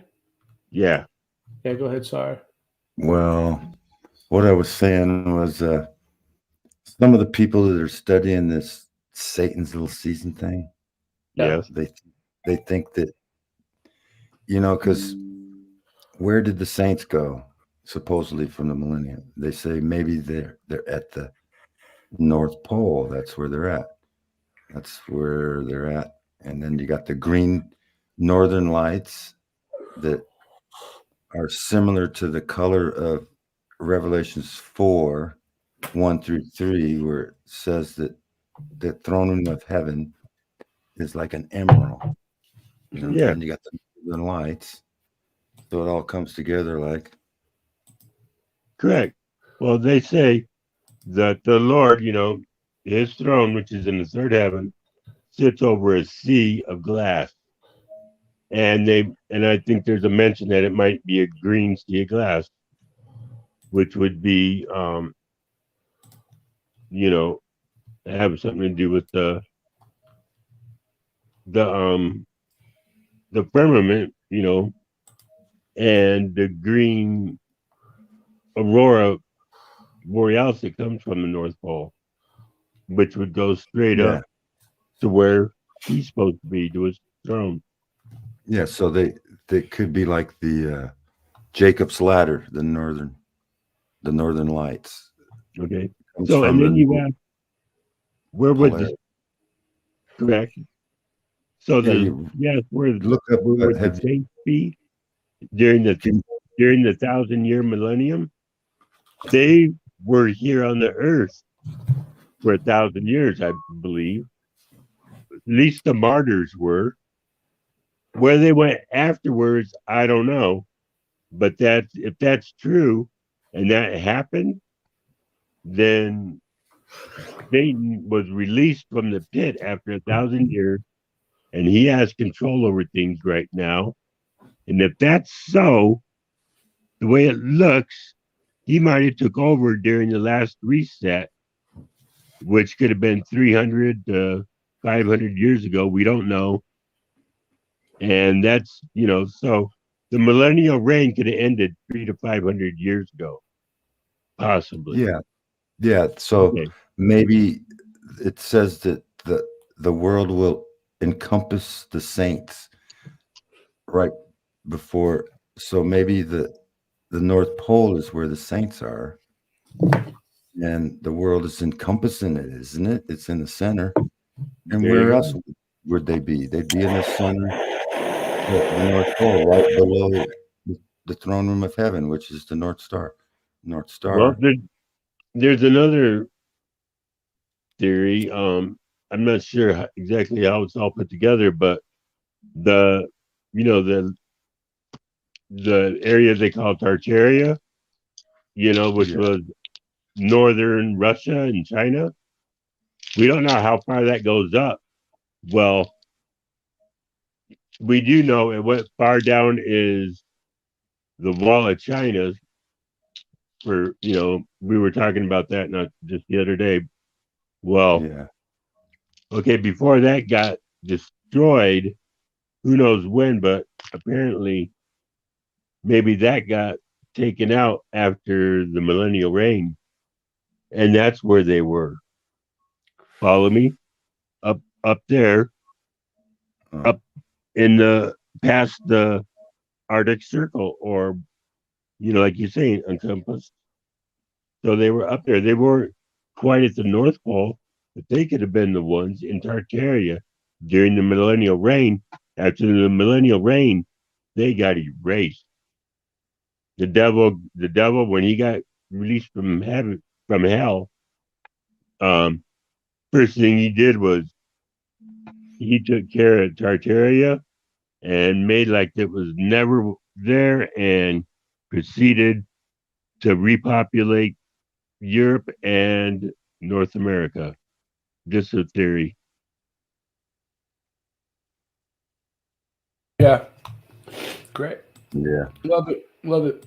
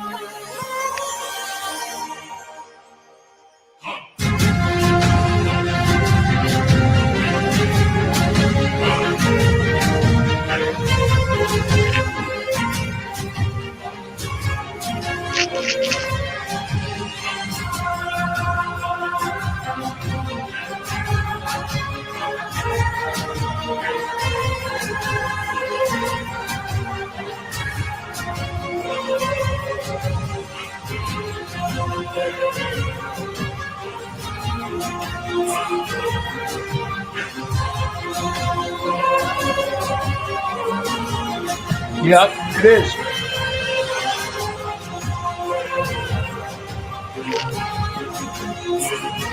So yeah, like the reason why it resonates with me is because when I was a kid, dude, I used to think I didn't know the Earth was flat. I was a kid. I thought I was on a globe, and I used to look up at the moon sometimes, and I would see like, you know, how some nights when you see the moon, it's really clear, and you can see like craters on the moon from like, you know, with the naked eye. Well, Yeah. Well, like I used to think those craters looked like land masses when I was a kid, and I used to think to myself, you know, what if it's another planet? What if the moon was a planet? And they're not telling us because they don't want us to know that we're that close to another planet. Like there's life on it. It just looks white, you know. I used to think that as a kid, like it would be a trip. But now it kind of resonates with me. Like it looked like land masses to me because it was, dude. It's like a reflection, you know. It's a map. Yeah, and they always try to tell us that's the man on the moon that you see up there. Oh yeah. They try to make you think back in the day. It's like they try to make you think it's anything other than a map. Oh, it's a rock. You know, they don't want you to think it's a map, so they tell you it's a rock. You know, and it makes sense to me, dude. It resonates with me. I like it. I think the moon might be a map. I'm like 85% on that. 85% it's a map. 15% like it's something else. You know, like what else would it be, dude? A reflection. It can be many things.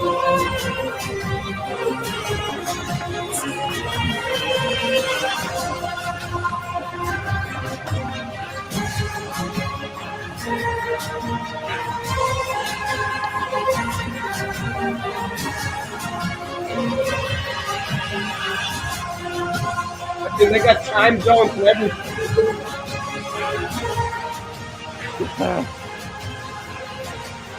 That's some chopped up stuff. So like what's going on there is like they've actually like this channel, it's called Vibes of Cosmos, the channel that started this research. they've actually like mapped out distances, and like you could scale it down from the moon to the Earth, and time zones and everything else, and how it works. It's a lot of research. It's a long channel. If you start from the very beginning and you watch it all and you pay attention and look at, you'll see what they're trying to say. Did you see all those time? Oops, I lost what I was saying. What were you saying, John? All those time zones were different sizes. Where was we? Oh man, I lost my And shit. then when you get up to Alaska, Yeah, you know, right there, they got like 3 different time zones all within I think one this is- little area. Hold on, let me just play for a sec, John. That's where we were about, I think, because of music. Go ahead, John. I hope. Well, if this next screenshot or two, it showed all the different time zones. Uh-huh. Not one of them were the same. Yeah. So what does that mean? What does it mean? Well, shouldn't it be 24 equal? Just like the longitude? What do you mean? What it just showed right now? I think he's talking about the moon, the picture of the moon, where you see them lines. They kind of These ones right here, right here. No, the real picture of the moon. Oh, I thought that was describing the time zones on Earth. yeah, it is. It is. Okay. But you know, you look The at the other one you picture of the moon. They got them ley lines on it. Yeah. You see those? Let me see. You talking about this? No, the picture of the moon. I mean, yeah. Oh, right there. Yeah, show a picture of the moon. I seen it. Hold Yeah.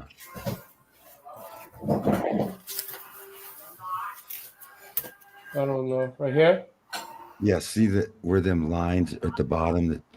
Like right here. Yeah, and it's got lines. Yeah. Like ley lines. I know, right? Yeah. Coming from right there? Yeah, there's several. They say that's supposed to be the North Pole. So, like, you know, what it is like they're saying that, like, all right, let me bring this up. AE map. Let me show you. So, like, what they're basically saying is like, all right, so this is the AE map, and this is like what, you know, the flat earthers believe. Like, we believe that, you know, there's a wall of ice that holds us within. Well, they're trying to say that, you know, just because they're saying the moon is a map doesn't mean that it's not flat. What they're trying to say is like the moon map. I'll show you. Like they're trying to say the Earth is bigger than what they're telling us. Like the moon map, this part is on the moon map, but then there's more lands that the moon shows us. Okay, right. There's more lands right. that the moon shows us where they are, and and that's how, you know, it's a real map of the Earth. Right. Yeah. It said every 2000. Joe, thanks for showing up. How you doing? I asked Joe to come on tonight. How's it going? Ray. It's going good, Ray. Thank you, Every man. How are you 21 doing? It sounds every like 2160 years, the Earth changes 30 whatchamacallit. You know, that puts us into the next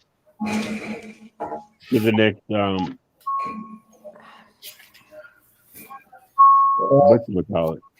Yeah, my main thing is like with the molten hot lava core or whatever. Yeah. You go to the deepest depths of the core, and they tell you that the crust is a certain amount of miles deep, and then the miles deep isn't that. So like easily like 6 to 7 to 8 miles deep is what they say it is. 8 miles is the furthest they ever drilled. Yeah, and Right. it isn't that though. And so when you get to like the basics of it, they're like over there in this other realm where like they don't know what the basics is. They go to like, oh, so how deep it is? It's like, oh, you're gonna dig to China is what they say. They do the whole laughable like China Yeah, you go to like the other end of the world or whatever, and no, that isn't what it is. So like that's where Yeah. I know what you mean. that's where the flat earthers When come they back. say if you dig really deep, you can like end up in Australia, like in the cartoons back in the day when we were kids. Yeah, well, what I'm saying is like that's where flat earthers come back to. Like, no, that isn't real. Like, don't go into that realm of like you like faking, like you being like, what are you talking about? Yeah. No. Real deal is we can't go past 8 miles. And then so people that live in China, they say we're okay, go down there like Bart Simpson and all that shit. Like Yeah. that shit isn't real. No.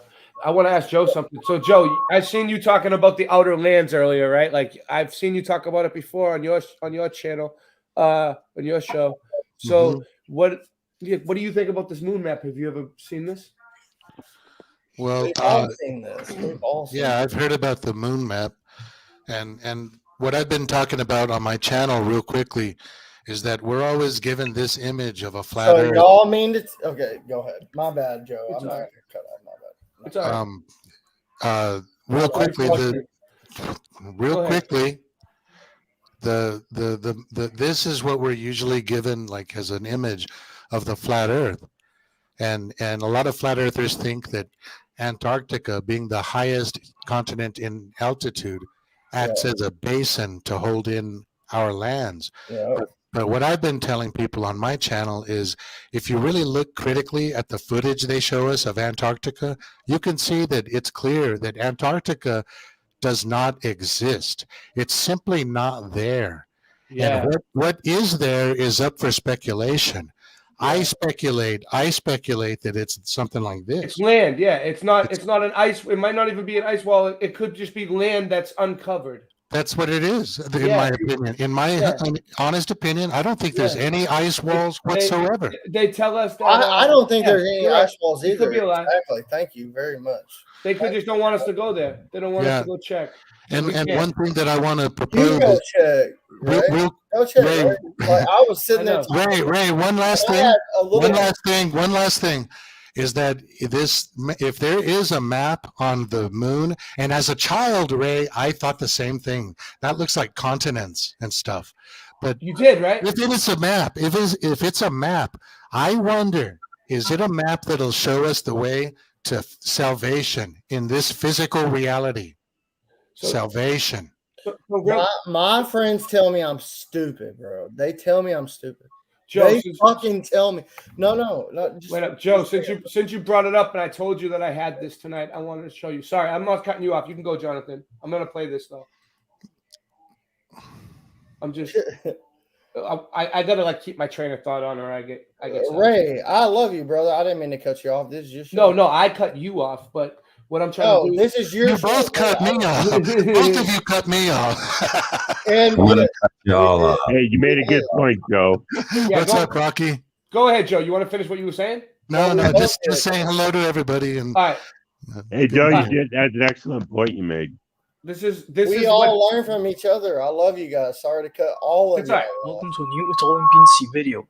Today we will be looking at the third edition of the Beyond the Ice Walls map. So let's get right into what this is. So many of you know my channel from the Beyond the Ice Walls map, the one that was called the Flight of the Eagle or something like that. And it was a very large map, I think something around something like that. But in the terms that this map follows the theory or fact, depending on what you believe, that there are more than one ring outside of the ice walls. So as you can see in this map, we have. What Joe's trying to say is there was no ice wall, and it could be just land. Like this. Yeah, just look that image right there, minus the rings, including the border ring. It's flat and infinite. That's what I'm telling people. You can't map it out because it's impossible to map out something that's infinitely big. Okay, this piece of paper isn't big enough. There's no piece of paper big enough. It's flat. I do believe that creation is flat and infinite. That's my opinion. And I want to show you something else too, real quick. How about this? I'm right there with you, Joe. And who knows? This is Go ahead. I'm gonna let you no, talk. it's all right. This is the Monte Urbano map. Look, and you see this is supposedly the ice wall. Look, there's no. This is the old. This is map is from like the 1400s, right? It's an We've old all map. talked about this thing forever. That's all land out there. Yes. Who knows? So that's what Joe's saying. Pretty Well, much. I'm I'm saying, right there with everybody. I love all you guys. but the thing is, Ray, I don't Yeah. like this. So what happens? I don't. Like, do we need to like actually get on something? Hold on. And should we A minute, like Joe. create? Okay, you're not okay. My bad. Hold on, you cut Joe off. Go ahead, Joe. What were you saying? Just I don't like seeing images like this because they have a border to creation. And and what I say is that creation as we know it, like the North America, South America, all the continents and oceans that we know about, that's just literally that's just a drop of water in the ocean compared to the rest of the land and water on this infinite plane. So I don't like these images because they block it in and make it finite, and they make it seem like it's a border. And also psychologically, it causes a border around your mentality so that your open-mindedness isn't free-flowing. This is a bullshit image. Yeah. That border is total bullshit. People, get rid of it. Get it off the screen.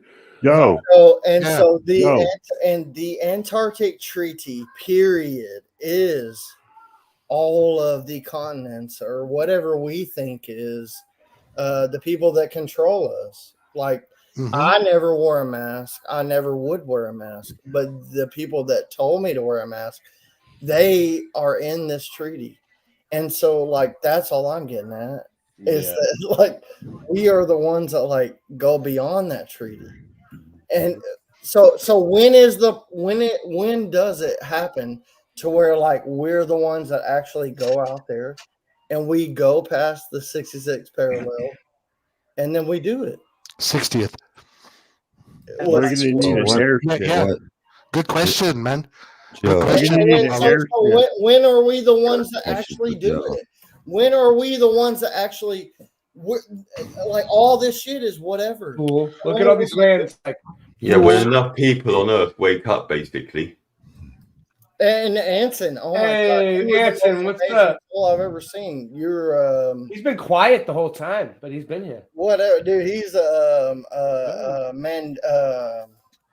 My boy Austin. He's Melody. He's one of the real ones, and we all are. And so, when is this actually going to be the step forward? Is all of we living in the moment is the only thing that matters. It is the only thing that matters. So when are we going to live in the moment, and when are we going to do? And I mean, all I have is my little babies, and all I have is my little spirit inside of my soul. Yeah. Who knows? We might not have time to. I got a question for Joe. What they're going to do with us in the next few years. I'm curious, Rock. I'm not waiting around for that. I'm going to just keep being me, and I'm going to keep being whatever it is in this life. I'm not going to change my lifestyle. I know. I'm not telling you anything you don't know. And I'm not telling anybody on this panel anything that they don't know. But like life leads you to us being here right now. And life is living in the moment and whatever this aspect in the world is that we're living in right now. And freedom, man. Freedom is our birthright. Yeah. And that's what's been taken away from us, and it's intellectual freedom. All right, let me ask Rock, what was your question for okay, so the Bible says there's a circle of the earth. So do you believe in the Bible, Joe? Do you think? I believe in some parts of it, Rock. And stuff. Okay, right this minute, I what I would really like is to look at those passages, because are they poetry, metaphor, up to interpretation, or is it real solid? It's been a while since I've seen that. But what I think about the Bible in general, Rock, is that it's either really beautiful truth in a most beautiful poetic way that'll strike you so perfectly that you really feel the light inside, and it's a beautiful thing. But then there's other parts of the Bible that's just straight up dark and disturbing, weird shit. Also, Joe. Yeah. So, well, it has a piece of both of me where I'm like, I'm listening, and then it's like, well, I'm not listening. It's like both of me is like their interpretation. Sorry, Jonathan. I'm sorry. And maybe it was deliberately written that way. Maybe the Bible, maybe the powers that be that are evil, maybe they wanted the Bible to be more dark and disturbing. What's that sound? It's my blowtorch. We basically I was having a conversation with somebody else. Like, don't you think it's a little suspicious about the Bible, right? That in this reality, it seems like the Bible is like everywhere. Like, no matter where you go, there's a Bible. If you go to prison, you can bring a Bible with you. You can bring a hotel room. Like, everywhere you go within the realm, they allow this book. Even if you do something really bad and you're in jail for life, or you're about to die or anything, there's a Bible everywhere. They say it's because it's the word of God, but it's a book. It's a book. It's written on paper. They say that there's like some kind of science behind it. And like, that's another thing. A lot of people can't separate the Bible, the Bible, from God and Jesus. Like, I believe in Jesus. Right. I believe in God, but that I don't really believe the Bible, because there's pages missing. There's over 900 different versions of it. There's over there was supposed to be over 200 books, and they got it down to 66. Well, what I was going to conclude with is that sometimes I think, just as a hunch, I can't prove this, but as a hunch, sometimes I think that the powers that be that are evil, maybe they wanted the Bible to be even more dark and disturbing than it is, and the light parts in the Bible that are beautiful and truth and love and God, those beautiful parts somehow stayed in the book over all these generations by some kind of miracle. The way our Creator operates in mysterious ways, and maybe throughout history, this Bible went through so many hands and so many like dark and deceptive, demonic hands, and somehow the beautiful stuff was somehow left in. Like they were afraid to take it out, maybe. I don't know the reason, but through some kind of miracle, the beautiful parts stayed in. And those are the parts that I focus on. And I ignore the dark and disturbing stuff, frankly. Yeah, that's a good way to put it, Joe. For real. Yeah. All right, let me play this for a second. There it is. This is going to get really good. Opposite image. You are witnessing multiple images simultaneously when looking at the face of the moon. And these images are akin to a type of X-ray photography. Speed it up a little. Because he's slow. He's always talked slow, even since high school. He's like that. There is also evidently a lot of distortion and optical illusion present in these images. No one can offer an explanation as to how this composite image has formed, nor has anyone ever provided a satisfactory answer as to what exactly the moon is. So nobody knows what the moon is. Nobody has provided an answer. And rightly so, for if they could, we would not be in this mess in the first place. While most alternative views of the moon's true nature are rooted in nonsensical theories, such as those dreamt up by many deceivers and boys who never grew up, and who like the idea that aliens created the moon and there exist underground bases deep within its craters. There is one man, however, who spoke of the moon in the years leading up to the space race in the 60s, and who offered a very sensible insight. In 1965, Professor R. Foster challenged the corrupt scientific complex by stating that landing on the moon was an impossibility. It is an impossibility, according to Foster, because the moon is plasma and not solid. Here is what he said in an interview. What is your theory? Well, it is by now rather more than a theory. 10 or 11 years ago, I stated to various scientists that the moon is not a piece of rock, but it is a plasma phenomenon, a cosmic plasma, and that this fact will eventually be confirmed. I made certain predictions which were already confirmed in 1958, and the situation now is coming close to a complete confirmation. Scientific views expressed all over the world now that the moon seems to be of a quite different nature from what was assumed. But the Americans and Russians are thinking of landing men on it. Well, that will never happen. Not on the moon. On Mars, on Venus, and other planets, yes, but the moon. Yeah, did you see that I used to go to school with Iwa? Like most that speak out, Foster was most likely controlled opposition. Notice that he says it is possible to land on other planets, but not the moon. Let me ask you a question, Valley Pox. Have you ever seen Iwa in real life? Do you know what he looks like? Let me see what she says.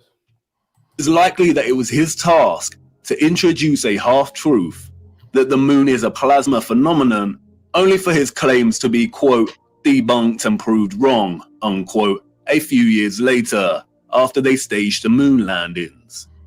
Since Foster's claim, however, our own access to technology in recent years has allowed us to investigate the moon in more detail. And through this, we see over and over again varying instances of the moon behave. Just so you all know, Iwa was a little, fat, short, stout, chubby kid with a retarded kid with a giant forehead. In my high school class, he sat in the third row, right? In my high school science class. Oh wow! And this is what this is what he looked like. That's a picture of Iwa. I remember him. Didn't you say you had the same voice too? You have the same voice as what you hear in the video. Back then, he sounded the same. That's him. Matt. He looks kind of alien. Oh, Stabley's on right now. All right. Well, I'll wrap this up then. We'll all go over there because we love Stabley. Hey guys. Yeah. All right. I'm gonna let this play till he's done explaining the moon though. I'm gonna let it play a little while longer. Well, I want to tell you. Yeah. What's up? I'll tell you. Oh yeah. Three things that the moon is. We're gonna go for another hour. We're gonna go for another hour. We got to get through it though. Yeah. Well, it gets really good. We're gonna break it down. You asked what the moon is. There's three things I know it is. It's a perfect timepiece that goes around us every 28 days. It gives off its own light, and damn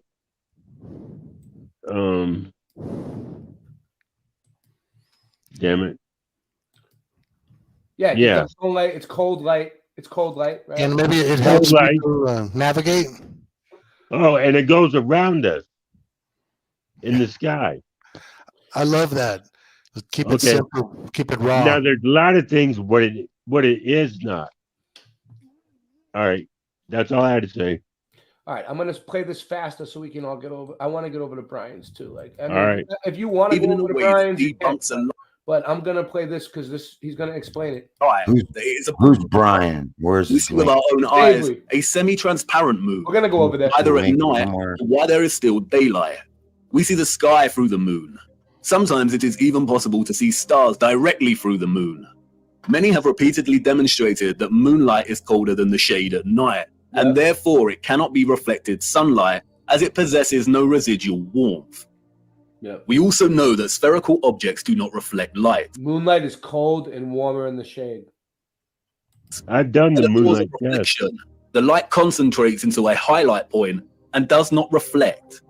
You can also see frequent crescent moons when both the moon and the sun are within close proximity of each other, meaning that it is impossible for the sun to be cast in the Earth's shadow onto the moon.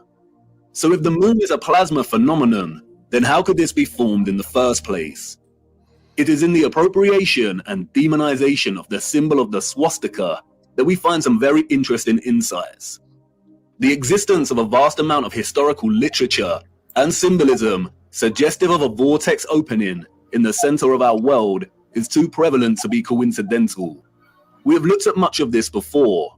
But strangely enough, in the years preceding and during the complete demonization and eradication of the swastika's association with the vortex, we find some additional information regarding this central vortex that is astonishing.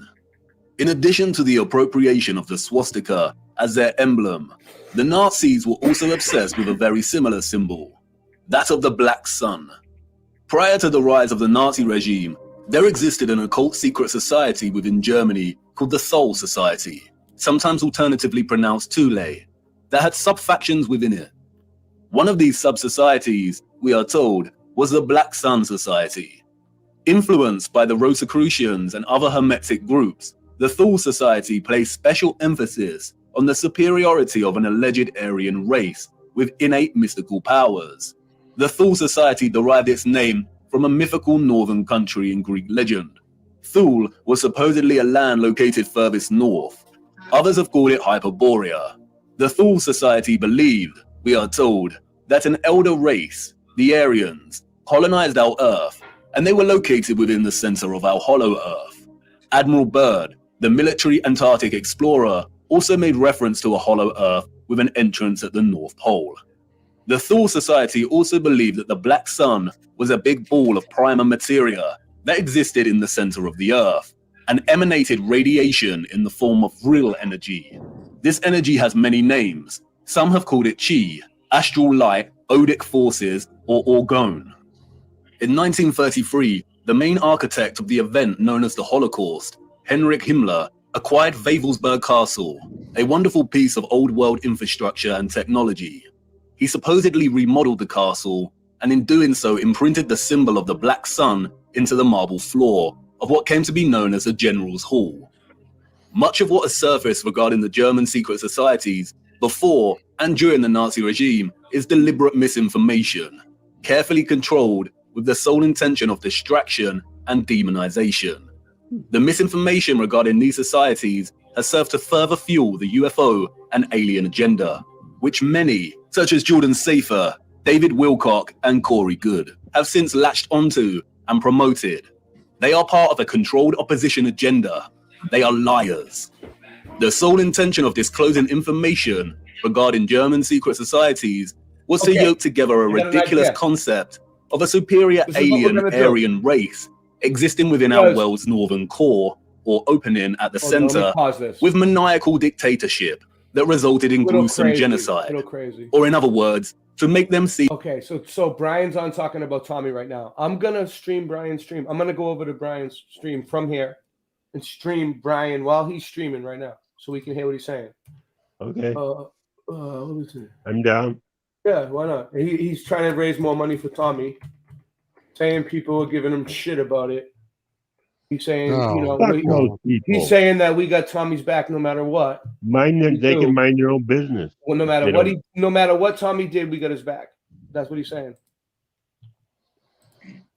But usually when a 20 grand bail is posted, that usually means if you give $2 grand in cash, sounds good. You can get out of jail. I never streamed a live stream. Dealt with that. That's exactly what that means. So that's why I sent the fundraiser to $3,000, $2,000 to get him out. And he's in Texas. How's he going to get home? He's going to need a ride or a hotel or a plane or something. So that's why I set it for what I did. If anybody has a problem with it, you don't have to donate to it. It's as simple as that. But that's my boy, like my boy, like my main man. So I'm definitely going to do what I can help and at least use my platform to let people know that the motherfucker is stuck in the Texas jail right now. Okay? So, where the situation is at right now, his sister Crystal, who was really cool, was nice enough to visit me just a few weeks ago. Her and Tommy were here. What the situation is, she's trying to get a bail bondsman in Florida that deals with like the Texas bail bondsman. I don't know all these details, but they have to be on some same type of insurance or something. So it's not as easy as you would think. It's just like sending the money to some guy in Texas and getting him out of jail. But that's where it's at right now. As of right now, I will bring up the GoFundMe. And again, anybody that's got a problem with it, I don't care. This is my boy. And Tommy's such a staple of this fucking truth community. He's fucking in jail right now in the stupid ass system. Literally, you can say what you want, but we all know it's over some form of fucking charges that have to do with weed in one way or another. It's stupid. It's fucking dumb. Tyranny. So if you would like to help Tommy out, bail money for Tommy Tell the Truth. Already $1,500 raised in about a day. Because that's how fucking awesome you guys are. I set this up last night. Already $1,500 of the 3,000 goal raised. You know, it really is amazing what Tommy's he's sister, saying. Like to hear what exactly is going on and how we're going to be able to get him out. I heard some pessimistic replies today. We don't agree on nothing. None of us agree on anything. We're just going to see what happens. But we agree on it. And of course, if we can't get him out, I'll make sure that all the money gets returned to anybody that donated. Like, okay? So if anybody has a problem, you can fuck yourself. That's my boy, and I'm going to do what I can to help my friend get out. And I will. He needs to get out. People would do the same for me, and I know 24 hours. Yeah, we're doing good. There's the link. Nobody's obligated.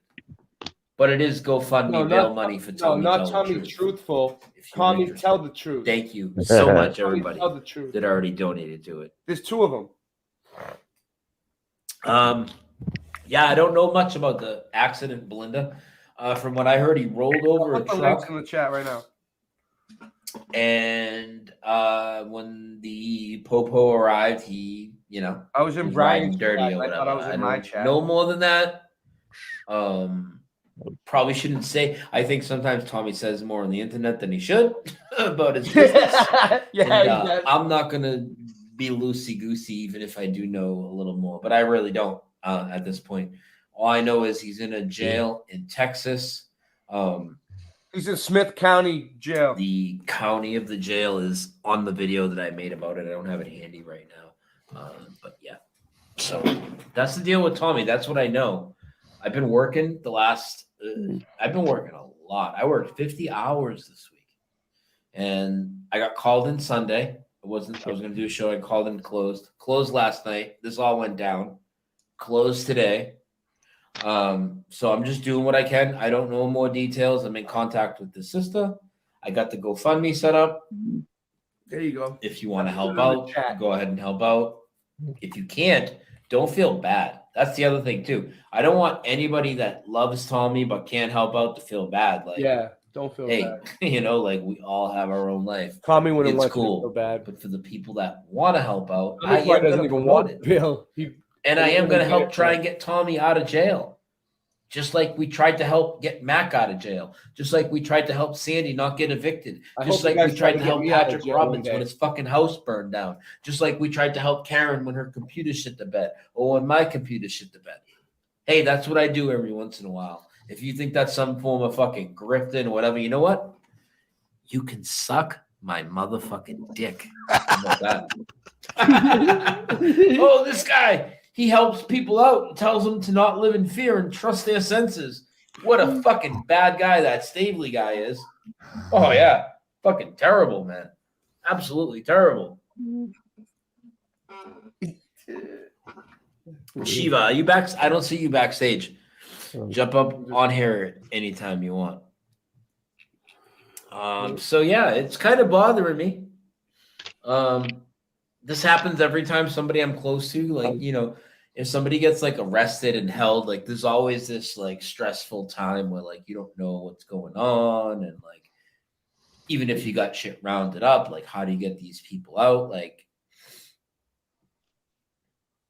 I'm not going to just fucking leave Tommy in jail in Texas. Are you fucking kidding me? Even for the people that you want to see what one of the comments left on my video was? I'm going to show you guys how fucking scumbaggy people are. Hang on. We got Brian's chat on the screen. Nice. Over at my YouTube community section. See. Where is it? Okay, so I left a post about Tommy is stuck in jail. Anybody that would like to help out towards his bail money, here's the GoFundMe link, right? So if you looked at the picture of Tommy, right?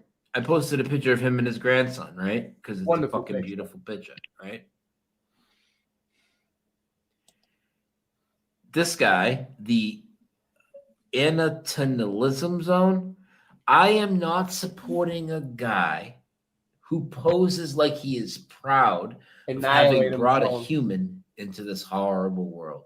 Like, it'd be one thing if you came off with the snarky comment like, hey, I'm not supporting a guy that shit. That's a troll, I think. Texas laws. Because I got some of that, right? But I'm not because he posted a picture with his grandson and you're such a fucking shitbag that you're gonna use that to shit on him. I'm not supporting a guy who's proud of having brought a human. Anybody wants to help. He is proud of having that human brought into this world. This is fucking grandson. What the fuck is wrong with you people? Baby. That's what I hate about the truth community. Seriously, dude. Yeah, it's another reason why I'm glad I've been working fucking 50 hours a week. I mean, fuck everybody. Being in jail is kind of worse than being seriously. Dead. The fuck is that Honestly, shit, dude? It's worse than being in jail is worse than dying. Sucks. The fuck out of here, scumbag. Just go to another channel. I don't need you watching me. Go watch somebody else. You piece of fucking dirt. Yeah, because then when you're in that situation, then you wish people will help you. All right, you have to let's roll forward to tonight's content. We've talked about Tommy for a while, but I'll say it once again. I don't give a fuck what Tommy did. He didn't do anything, you know. I'm not talking about, you know, raping and killing and shit like that. No. Our boy got caught with weed. Yeah. You don't want to help out, don't help out. It's totally. He got in a car accident. Want to help out? Common. If you got a fucking problem with me making people aware of the situation, you can fuck off. That's my boy, and I got his back. Period. That's it. Mm-hmm. That's all there is to it. Yeah. And we raised $1,500 in a day. Good job. To try and get him out. Okay. So that's where we're at right now. Give yourselves. Let's talk about more things. Tommy. Okay. We're gonna get him. I did a show with a guy named Dr. Mulder. I FOIA requested all the videos, Rob.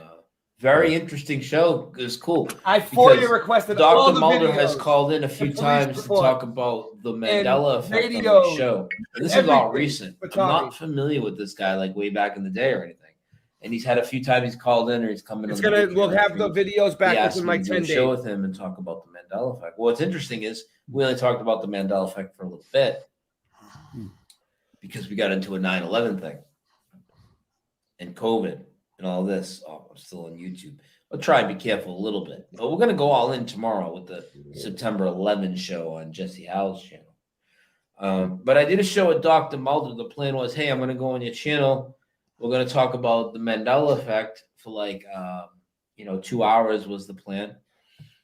And I go over there, and it was their first live stream ever. So there were some hiccups.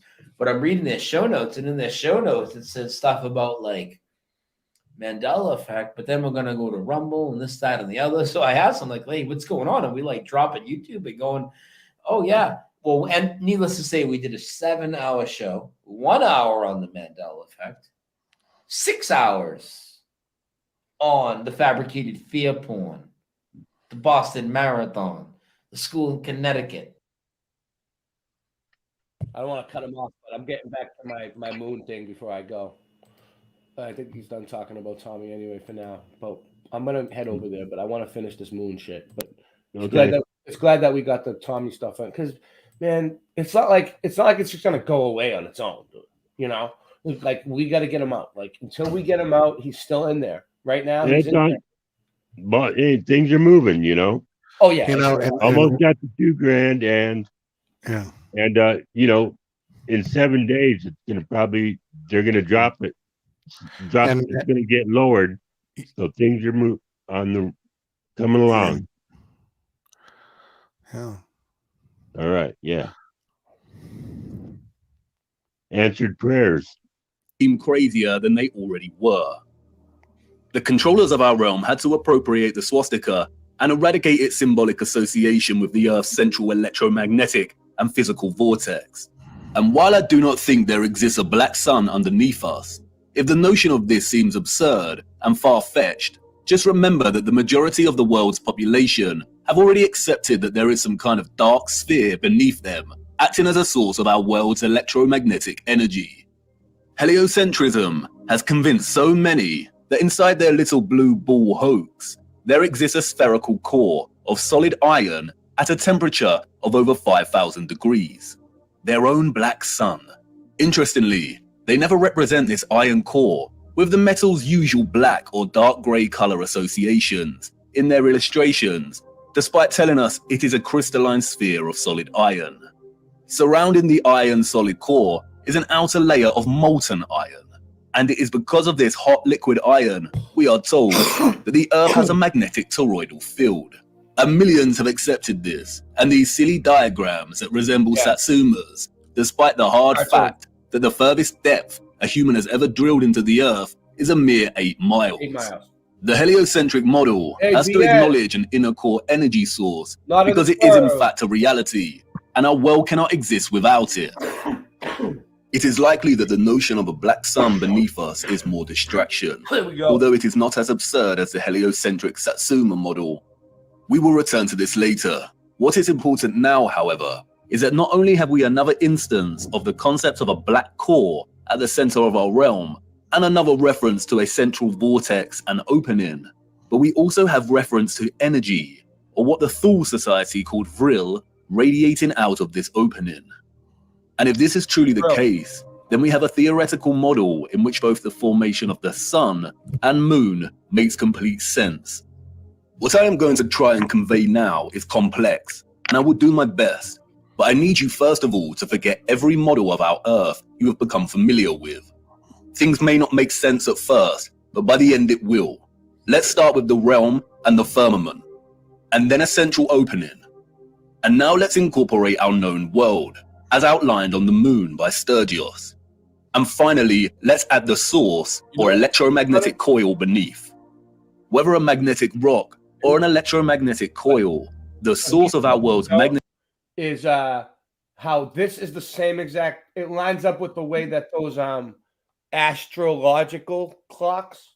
Yeah, the astroclade, that one that was found 2,000 years ago. No, not the astrolabes, the astrological clocks. Yeah, there's one. They got one that's still in St. Petersburg, I believe. Yeah, exactly. You'll see in a sec. They line up. They're from a long time ago, but they seem to know all this stuff that because it's clockwork. Yeah. magnetic field is located at the center. Yeah, go ahead. On a mega scale, like I said earlier, every 2,160 years, that changes, that moves 30 degrees every 2,000 years and puts you into another thing. We're going to go from the age of Pisces to Aries, or vice versa, one or the other. Yeah. Okay. Just there you go. Yeah, exactly, John. Exactly. Center and beneath, and any source of intense electromagnetism would produce strong radiation. Sometimes if I seem a little spaced out like that, John, it's because I'm reading something and thinking about something and trying to do like 4 things at once. Okay, no, I want to make sure everybody understands. No one can say indefinitely, but it is highly likely. I do a damn good job at running these streams, though. That the concentrated plasma that we call the moon is a result of a unique form of radiation, similar to X-rays, that emanate from this source via an opening or vortex. X-rays, or very strong radiation beams, would, by the laws of physics, emanate from this central vortex in diverging straight lines. Yeah. Like X-rays, they would also be invisible. The divergent beam. It's almost like a projector, right? Like it could work like a projector, dude. Yes, emanating from the black sun. Hey! You know what I thought? English dude talks about this. Go ahead, Joe. Check this out, you guys. Check out this analogy. Let's say the realm is somehow projected, or parts of it are projected from the North Pole.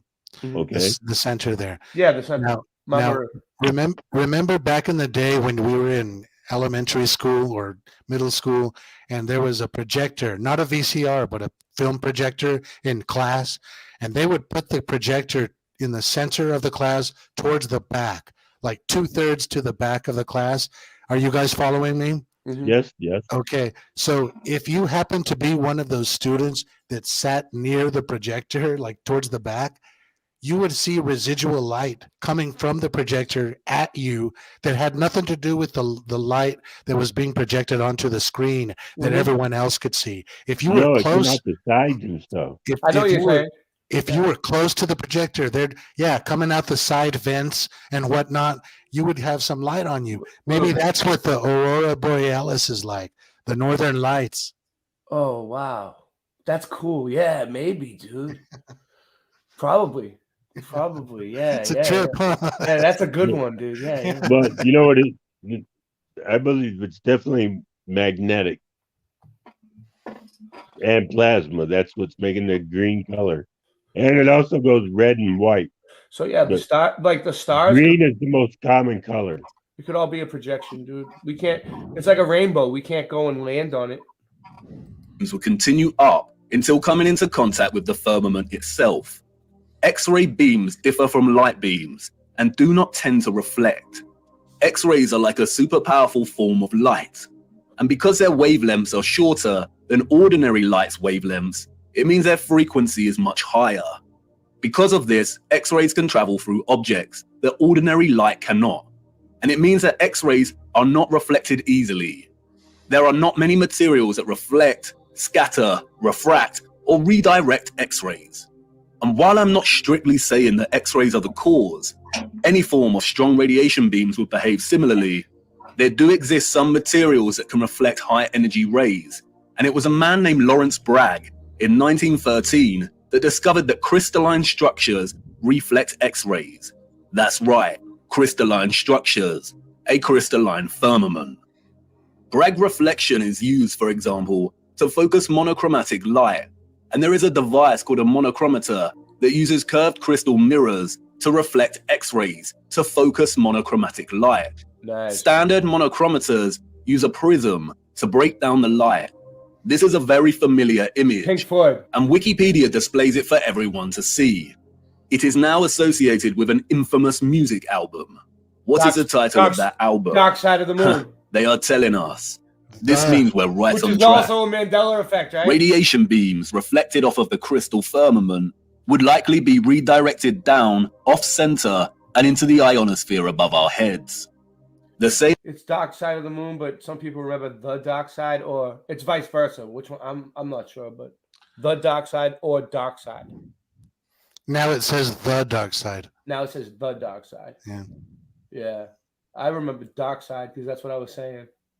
Same ionosphere in which the ethereal electromagnetic energy was harvested from. It is here that the beams will converge and concentrate and generate the plasma phenomenon we call the moon. The idea of electromagnetic rays reflecting from the firmament and converging in the ionosphere may seem preposterous, but there are many homemade experiments you can conduct yourself to prove the power of concentrating light rays. As seen here, the rays of the sun reflected in the concave mirror are able to produce intense heat and start a fire. I'm gonna do this. The reflected light rays focus into a point to generate energy. And remember, radiation beams akin to X-rays are much more powerful than light rays. If the moon is a point of focused, condensed plasma, then it has to occur within one of the layers in the ionosphere above us. All the various inert noble gases in our ionosphere it's starting to hurt my ears. Altitudes. We looked at how these are charged, but we're almost done with it. We're almost through it. To form the plasma sky. Oh, no, we're not. We still got a lot left. At a certain altitude in the ionosphere, there are two layers of neon but it gets and good, helium though. gas. It is likely that the sun forms in a similar fashion within these layers. After all, helium is linguistically very similar to Helios. Helios. It is likely, however, that the moon is formed at the level of altitude in which the gas krypton is present. Krypton is known for its phosphorescent white light. It is also used to create non-thermal or cold plasma. So, like, people think that Ewar isn't just one person. I heard a theory that people think that it's a group of people because the amount of research that he fits into one little episode is like, it had to be a bunch of people in the work, in the way they put it together and edit it and everything. But I don't know. You know, I can tell you for a fact, though, somebody did contact me on Odyssey and tell me they were Ewar, and was talking to me for a while. And I think it is Ewar, and they have a different channel though with a different name. And I'm not going to really tell everybody who it is because he doesn't want me to. As demonstrated by contemporary scientists developing this field today. The primary reason that the moon's light is cold and not hot like the sun's is not known, but it is likely due to a polarity produced by their interaction with our electromagnetic field in the ionosphere, the moon being the dielectric negative polarity to the sun's positive charge. Sundog. The craters seen on the moon are likely from the generation of this plasma. Yeah. Perhaps it is some kind of plasma emulsion that displays a kind of outgassing or bubbling, much like we see with urethane paint defects. You see that? Urethane paint defects. It's an outgassing or bubbling. That's what he's saying the craters of the moon are in the plasma. What do you guys think? Possible. Anson Howard, what do you think? Weigh in. He's been trying to talk all night and gets caught. No, it's all good, man. It's all good. No, it's like you say. He's done his really thorough research. He's moving through the topic like fast. So I'm just like, trying to keep up. But like following what he was saying, it kind of like the chemistry of it, I guess, like it could make sense. I'm not really knowing that much about it, but all right, I'll explain it to you. It's this channel. It's not his channel. It's not his research. It's a channel called Vibes of Cosmos, right? Yeah. And it's called Vibes. If you look it up, it'll come up. They have a lot of subs. They have books and everything, dude. I was at a Flat Earth meetup, and they had someone at the table had the book there at the restaurant, and I was like, oh wow. So people love it. They call it Vibes because they mix like real. They're from Amsterdam, Holland, or somewhere like that, and they mix like really cool music with their stuff, and they have like all these different colors, and people are like, whoa. But there really is research behind it. It's not just a light show and a music show.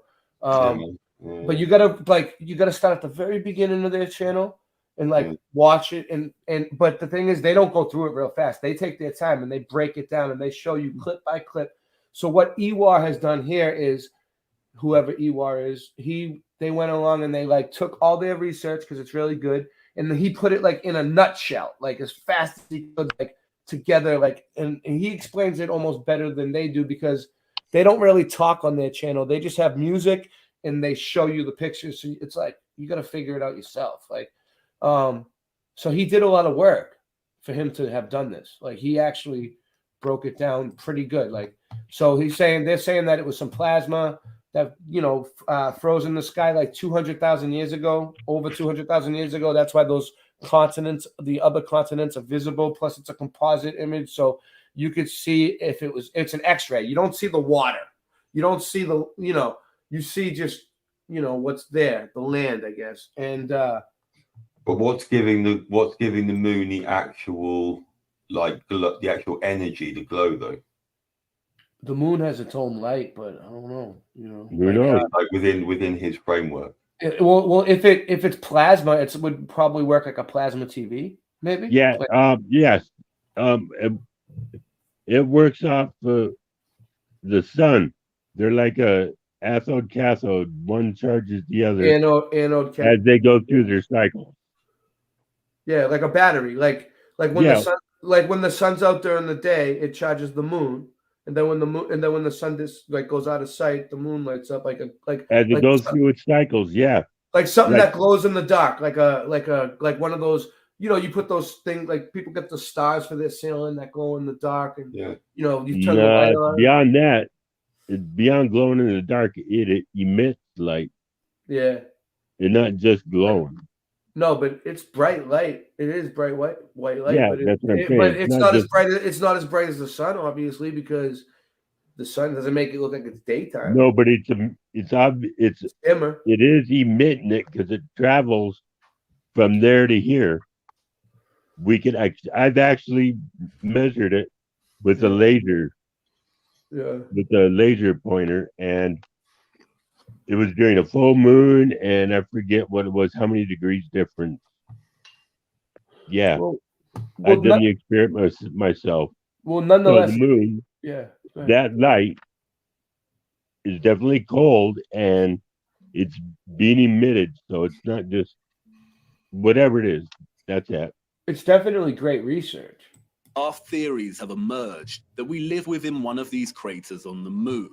This is not correct. I don't think that this research can be debunked by like taking a P1000 camera footage of the moon, like a picture of the moon, and actually like just placing continents on it and saying, "Oh, it doesn't fit." Look, like that's not what they did at all. Are you The talking moon the is some thing? kind Is of you, phosphorescent. What's up? What's up? are you talking? Because we've sort of moved topics, haven't we? Because he was talking about the moon map, and now he's talking about the formation, how like the whole thing works, like the electromagnetic system. Is he? Well, no. That's what he's talking about, right? Yeah, I thought. Yeah. Yeah, well, on the thing. Well, yeah. no. Well, he was asking how the moon would light up on its own. You know, like how it has its own light. It has cold light.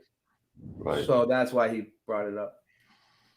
Yeah, we are getting a little off topic. I know we got to try to keep it on topic. Like it's tough to keep. Well, no, I don't know. It's like it's like he's talking about like quite like profound things of like, but you know, of what the what have the you moon ever? actually is. But have you ever heard? Have you ever heard that what he's talking about, like electrostatics, like the electro. What do they call it? Electromagnetic Earth or something. Electric Earth. It's a theory that the Earth is a battery. So it's like the water is the salt water is like the battery acid, right?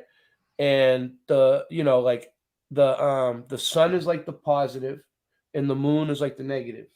And that's why the light is different. You know, the sun's light and the moonlight, it's like opposite, you know? So it's a bit like looking at the realm from a like a chemistry point of view, then, like understanding it from that perspective. Yeah, it is like scientific almost. Yeah, and the guy one of the guys that came up with it, I think he admits he's a scientist. But you know, I don't follow it too far, but you can tell I've researched it, you know.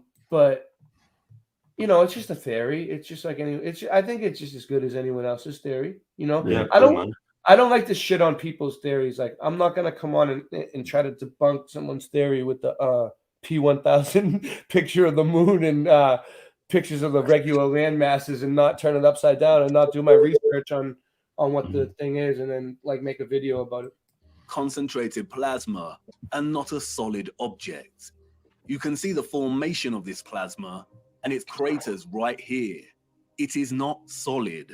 It is a light. And this is great because we have a very realistic and working model as to how the moon is formed. Thank you. What we don't have, however, I thought I was, is an explanation as to how the composite image on its face is formed. As I said before, the image we are seeing on the moon is akin to a composite X-ray photograph X-ray, of composite. our realm. Composite. And it is not an active reflection. So that's what he's trying to say. It's a composite. It's not an active reflection of right now.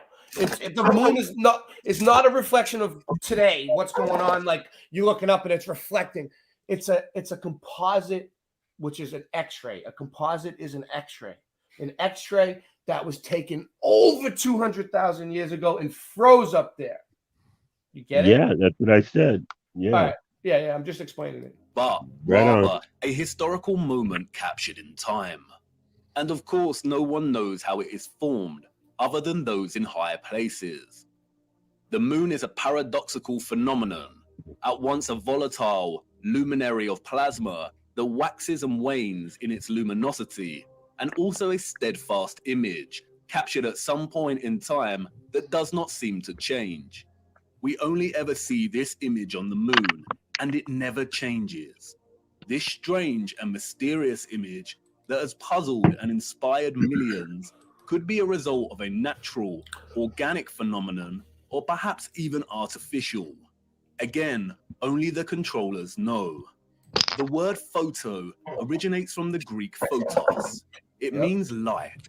Hence we have words such as photosynthesis, which means the synthesis of light, in which plants harvest light energy and convert it into chemical energy.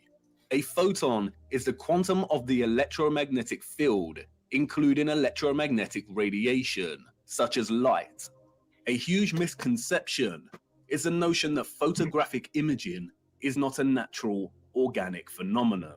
This is not correct. The word photograph means light drawing.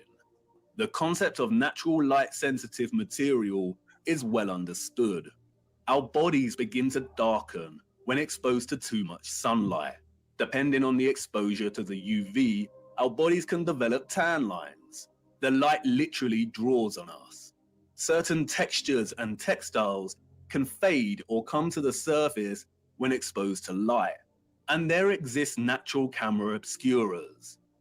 A natural camera obscura occurs when a darkened space with a hole permits light rays to enter from outside the space, resulting in a projected image of the space outside inside the darkened area. We can even see projected images of a solar eclipse here on the ground underneath a leaf canopy due to the holes in the leaves. Natural camera obscura was, of course, the inspiration for the early development of photographic technology. Nice. Interestingly, That's like the noble first gas camera. krypton, the same gas present in our ionosphere, Krypton, has like been kryptonite. used for years, we are told, as an integral component Superman. in camera flashes for high-speed photography. It is also an essential component in hyperpolarized MRI scanners. There is also a possibility that the face of the moon is not a natural phenomenon, but was a result of an experiment. Photographic An and experiment, X-ray that's what films some people are think. created through a fusion of a gelatin emulsion with microscopic silver crystals. Because of this, exposure to light is able to capture an invisible latent image. During light exposure, the silver halide crystals grow to visible sizes, and this is what is called printing out the image. Microscopic silver was essential in producing traditional photographic images. Without it, the technology would not have been possible in the first place. Interestingly, in their alignment of noble metals with astronomical bodies, the alchemists designated the moon as having rulership over the metal silver.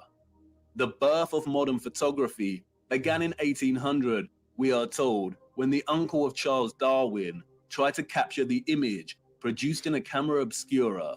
He discovered that by coating white leather with silver nitrate, he was able to partially capture real-life images. The use of silver nitrate was developed further by Louis Daguerre, who went on to birth the daguerreotype and modern photography. But what is interesting is that silver nitrate goes by another name. They called it lunar caustic, in homage to the alchemists' association between the moon and silver.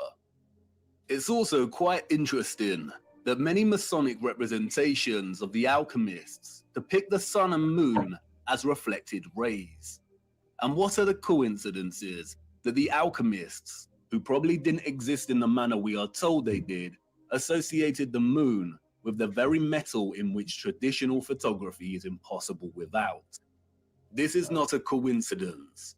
Those of the old world knew what the moon was, and perhaps an older civilization that came before them and that were also technologically advanced had a hand in rendering the image on the moon. It's not that much of a preposterous notion, considering that we are continually experimenting with things on a cosmological scale today, staging fake rocket launches that sometimes get caught on the firmament, developing artificial suns, and some demons in higher places are even trying to find ways to dim the sun. Humans have always overstretched their ambitions when it comes to the luminaries, and I don't see why advanced civilizations of the past would have been any different. But how this composite image phenomenon came to be is not important for our journey. It's what it shows us that is important. And perhaps it is best to leave the moon shrouded in mystery. Whether a natural or artificial X-ray photographic image, what is important is its composite nature.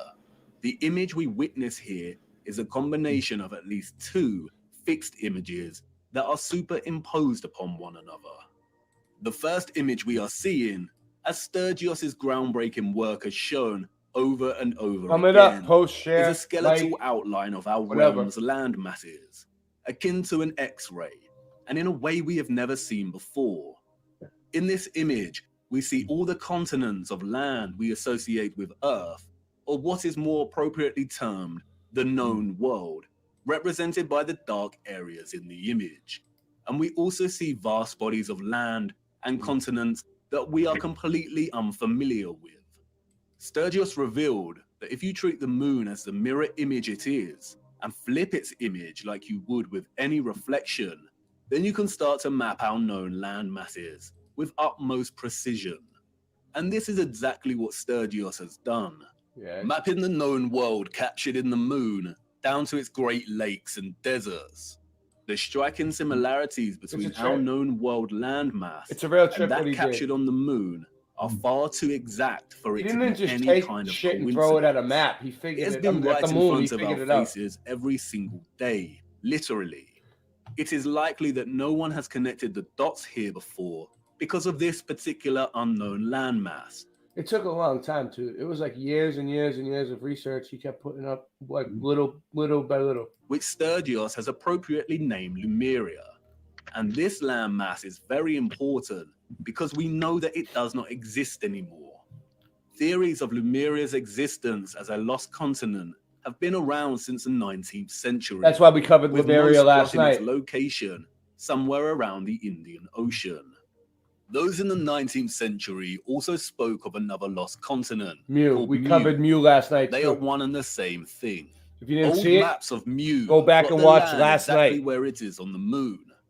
And in 2007, Masaki Kimura discovered huge structures, including pyramids, castles, and roads under the on water. the ocean floor, some way from Japan.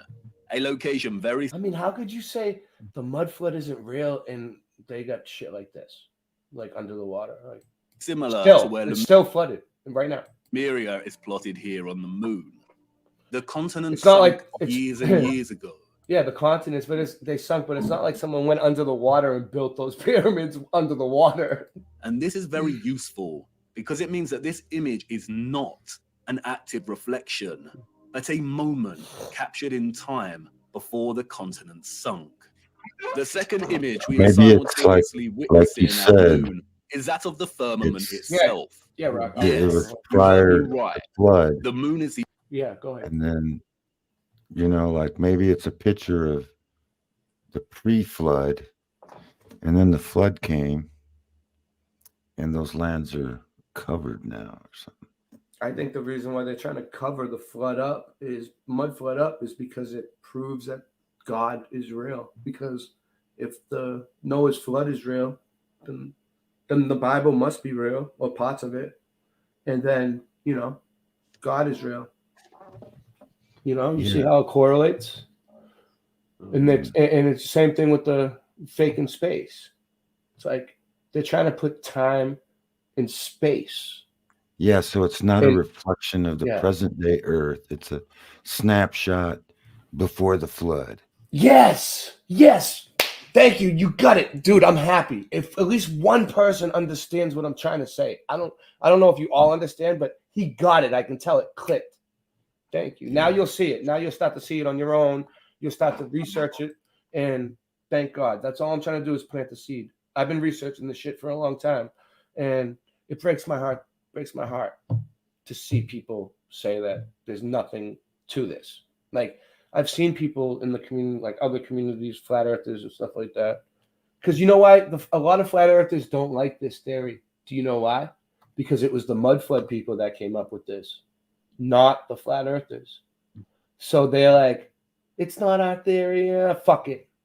But really, there's a lot of research behind it, and I don't know. Yeah, they don't go further. They just like to stick with the flat Earth, and now It's we the don't truth. need no more truth. We got the flat Earth. Well, no, I'm a flat earther too, and I love it. But Yeah, I'm a flat earther too, but but I like, keep looking for no, more it, shit. it's almost like this, Rock. It's almost like they want to keep the people in their community. They don't want them to go out looking at different things. Like, and that sucks, right? Because you should be able to look at whatever you want.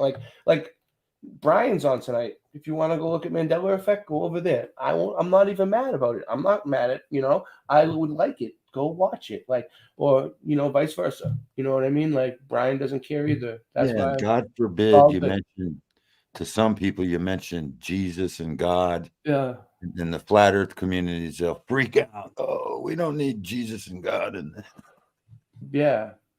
Yeah. That too. And like, sometimes they'll admit that they're like there was a creator. Yeah. But they won't admit who it was. Yeah. Or, we were created. But by like they'll what? believe But by any what? narrative. It's like they'll believe any narrative about the creator, but not the Bible. The Bible. Or they'll say the creator, but they'll never say Jesus. Yeah.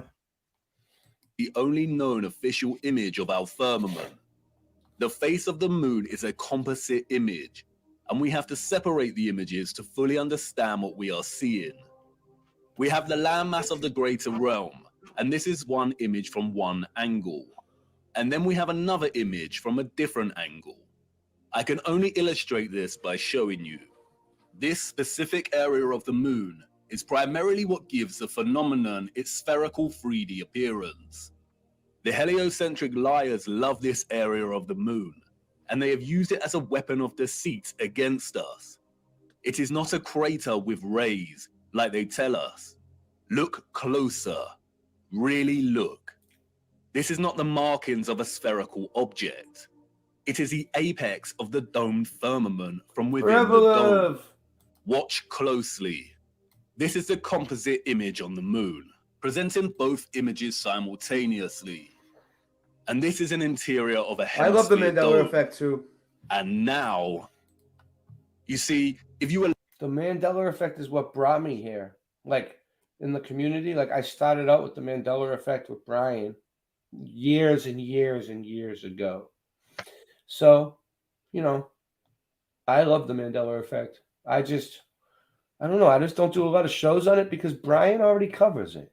So, I'm not trying to jump on his bandwagon. Yeah, like he does flat Earth, and then he I does a great studied job. Mandela Effect, and then it gets tiring, the same thing over and over. Sometimes I want to research new stuff.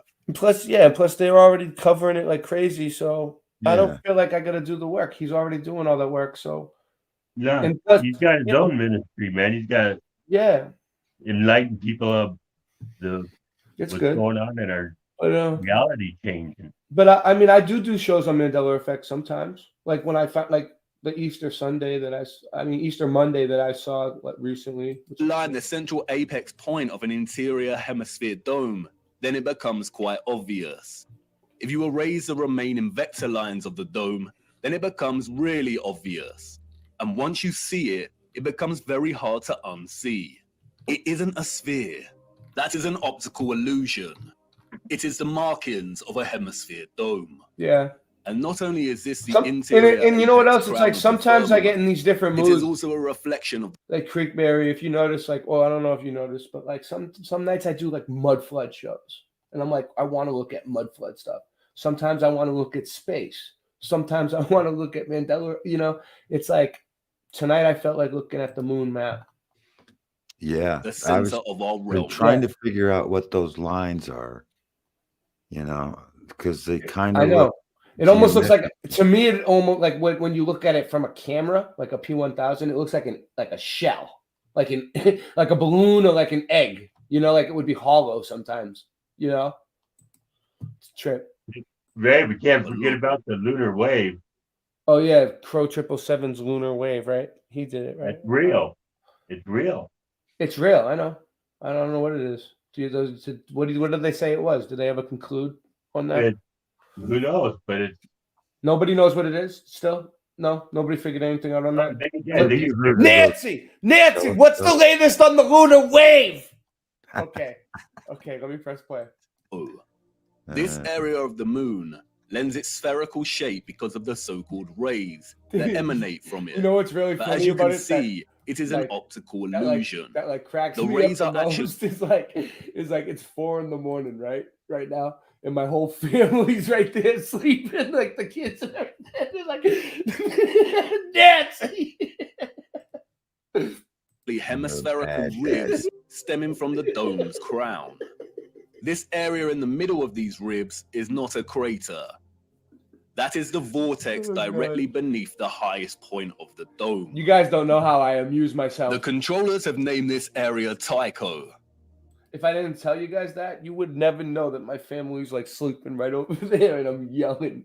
Like I would just be like, why is he laughing? It was given this name, we are told, by Jesuit astronomer Giovanni Riccioli in 1651.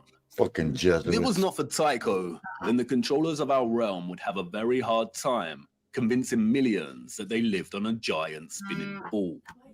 And like with everything else, they have used Tycho to hide things in plain sight.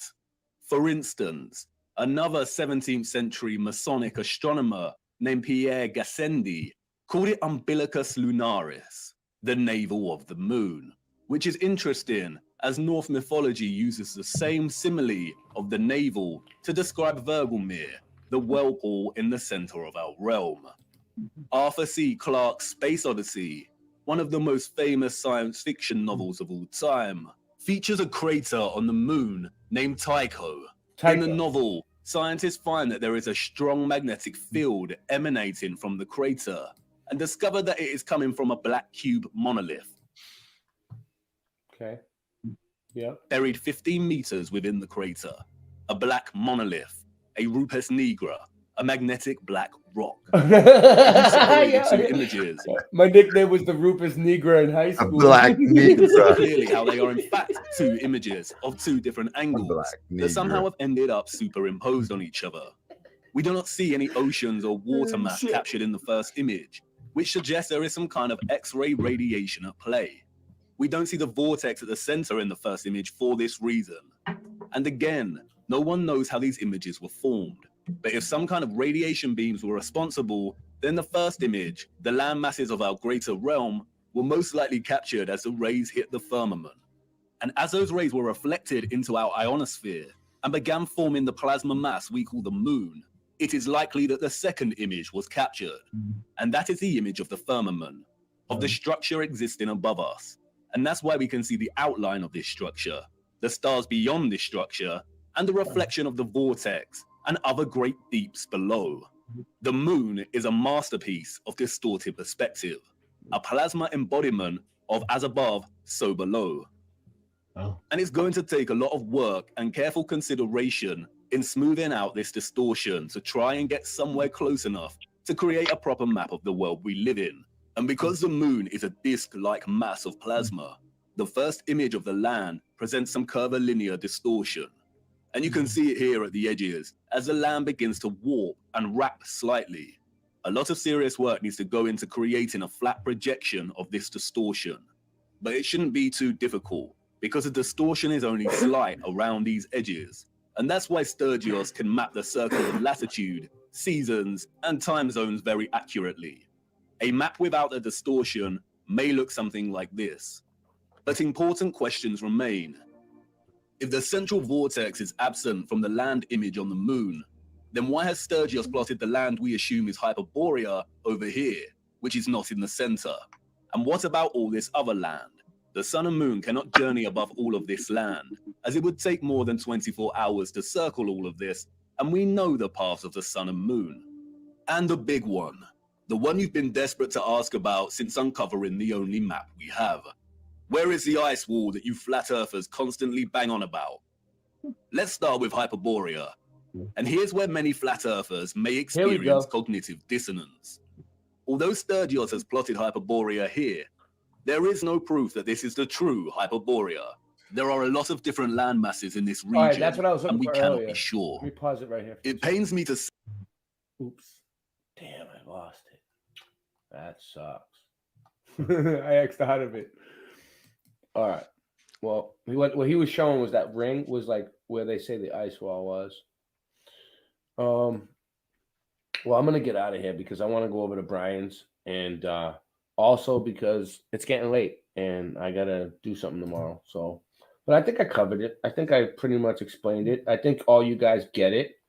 Do you want to give some final thoughts on your final thoughts, Anson Howard, since you finally get a chance to talk? Because You're not gonna. That was really, really interesting, and I'm glad I jumped on this particular stream because this guy's given me like the full breakdown of the whole theory in like this concise way. So it's got something to think about now. That one is called The Lost History of Flat Earth 1-7. There's so many of them. But look into it. It's on Odyssey. Really good introduction to a new perspective, man. Yeah, exactly. And I don't know. Like, I'm not saying 100% that the moon's a map. Well, nothing's 100%, man. But it's definitely interesting. Yeah. And it's I don't think we should just brush it off. But yeah, and we're gonna go over to Brian Dose of Reality. I'll put his link in for people that don't know, because we are a Mudflood channel, and he covers Mandela Effect and I cover Mudflood. So some of you might not even know about him. So let me see. He's my friend. He's a good guy, and we're gonna send everybody over there. Hey, you guys, before you go, look at one of Ray's shirts that he has in his merchandise. Oh yeah. Okay, Antarctica. I'll bring it up. I'm gonna post Brian's stream. All right. Yeah. Thanks for showing up, guys. I had a good time. Thanks for your input. Well, it's doing Planet Thoughts. This is Brian's stream. Okay. Oops, sorry. Bad one. Sorry. Yikes. I posted it in Brian's chat by accident. Sorry.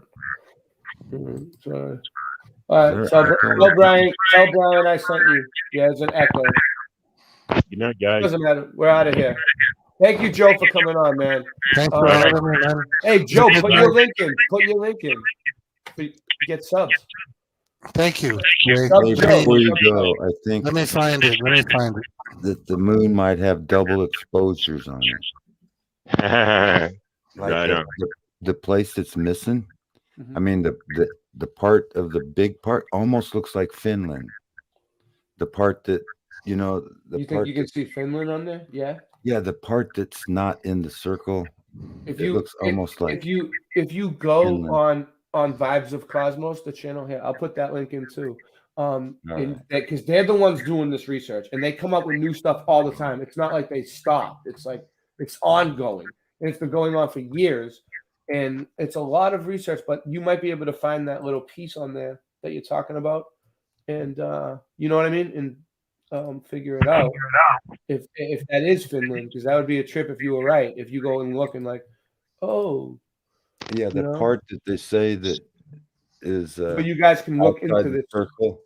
Almost looks like a big Finland.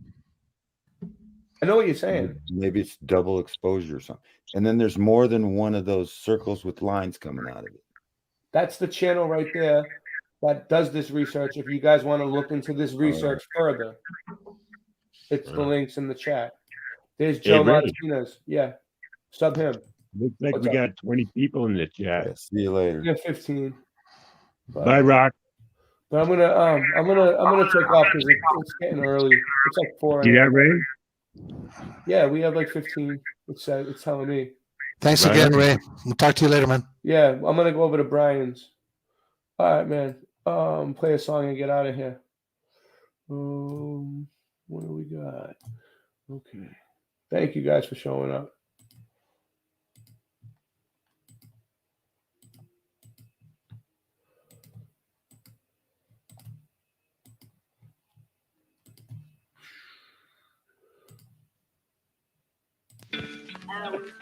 What is that supposed to be?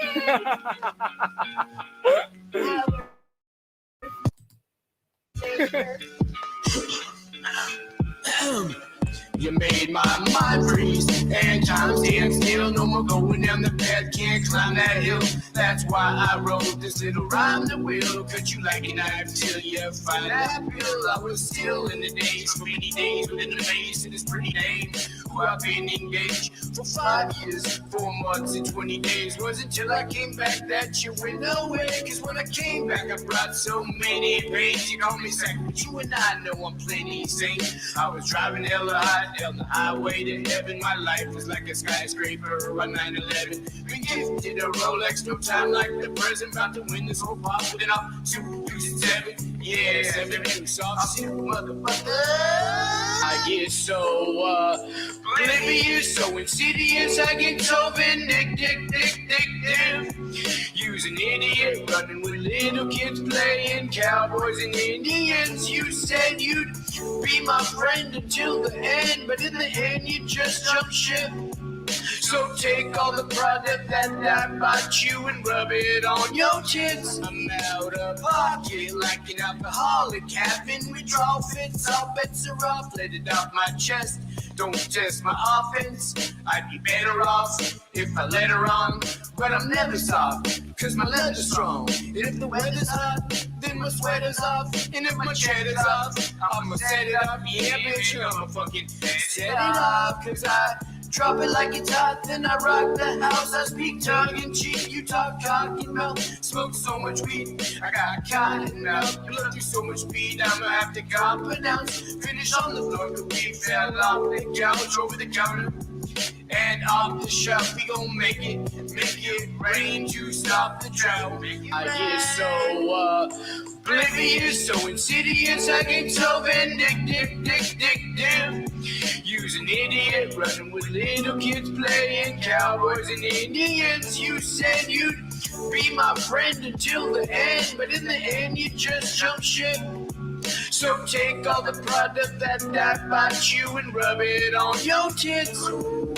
No, there he goes again. He's so oblivious, so oblivious to the fact that he's only scribbling riddles in the middle of Leviticus to his cheeky twittering. Say hello to my little friend drizzling like a Vietnam movie. You drop the bomb on me every time you pass the bong to me. It just dawned on me what an anomaly. Our astronomy, it's a comedy, and synonymously it's a tragedy, and it's so sad to me to see your reaction bending over backwards just to get back that attraction. I'd be happy with that, but take a stab at the fraction. You was my soon to be now on the chest has been. You took advantage, I took you for granted. You could never fathom how bad I've been damaged. I get so oblivious, so insidious, I get so vindictive.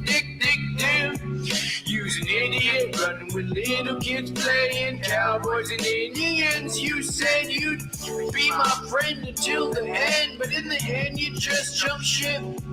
So take all the product that I bought you and rub it on your tits. Being chicken and waffles with this bitch who was awful, man. Getting off a good time.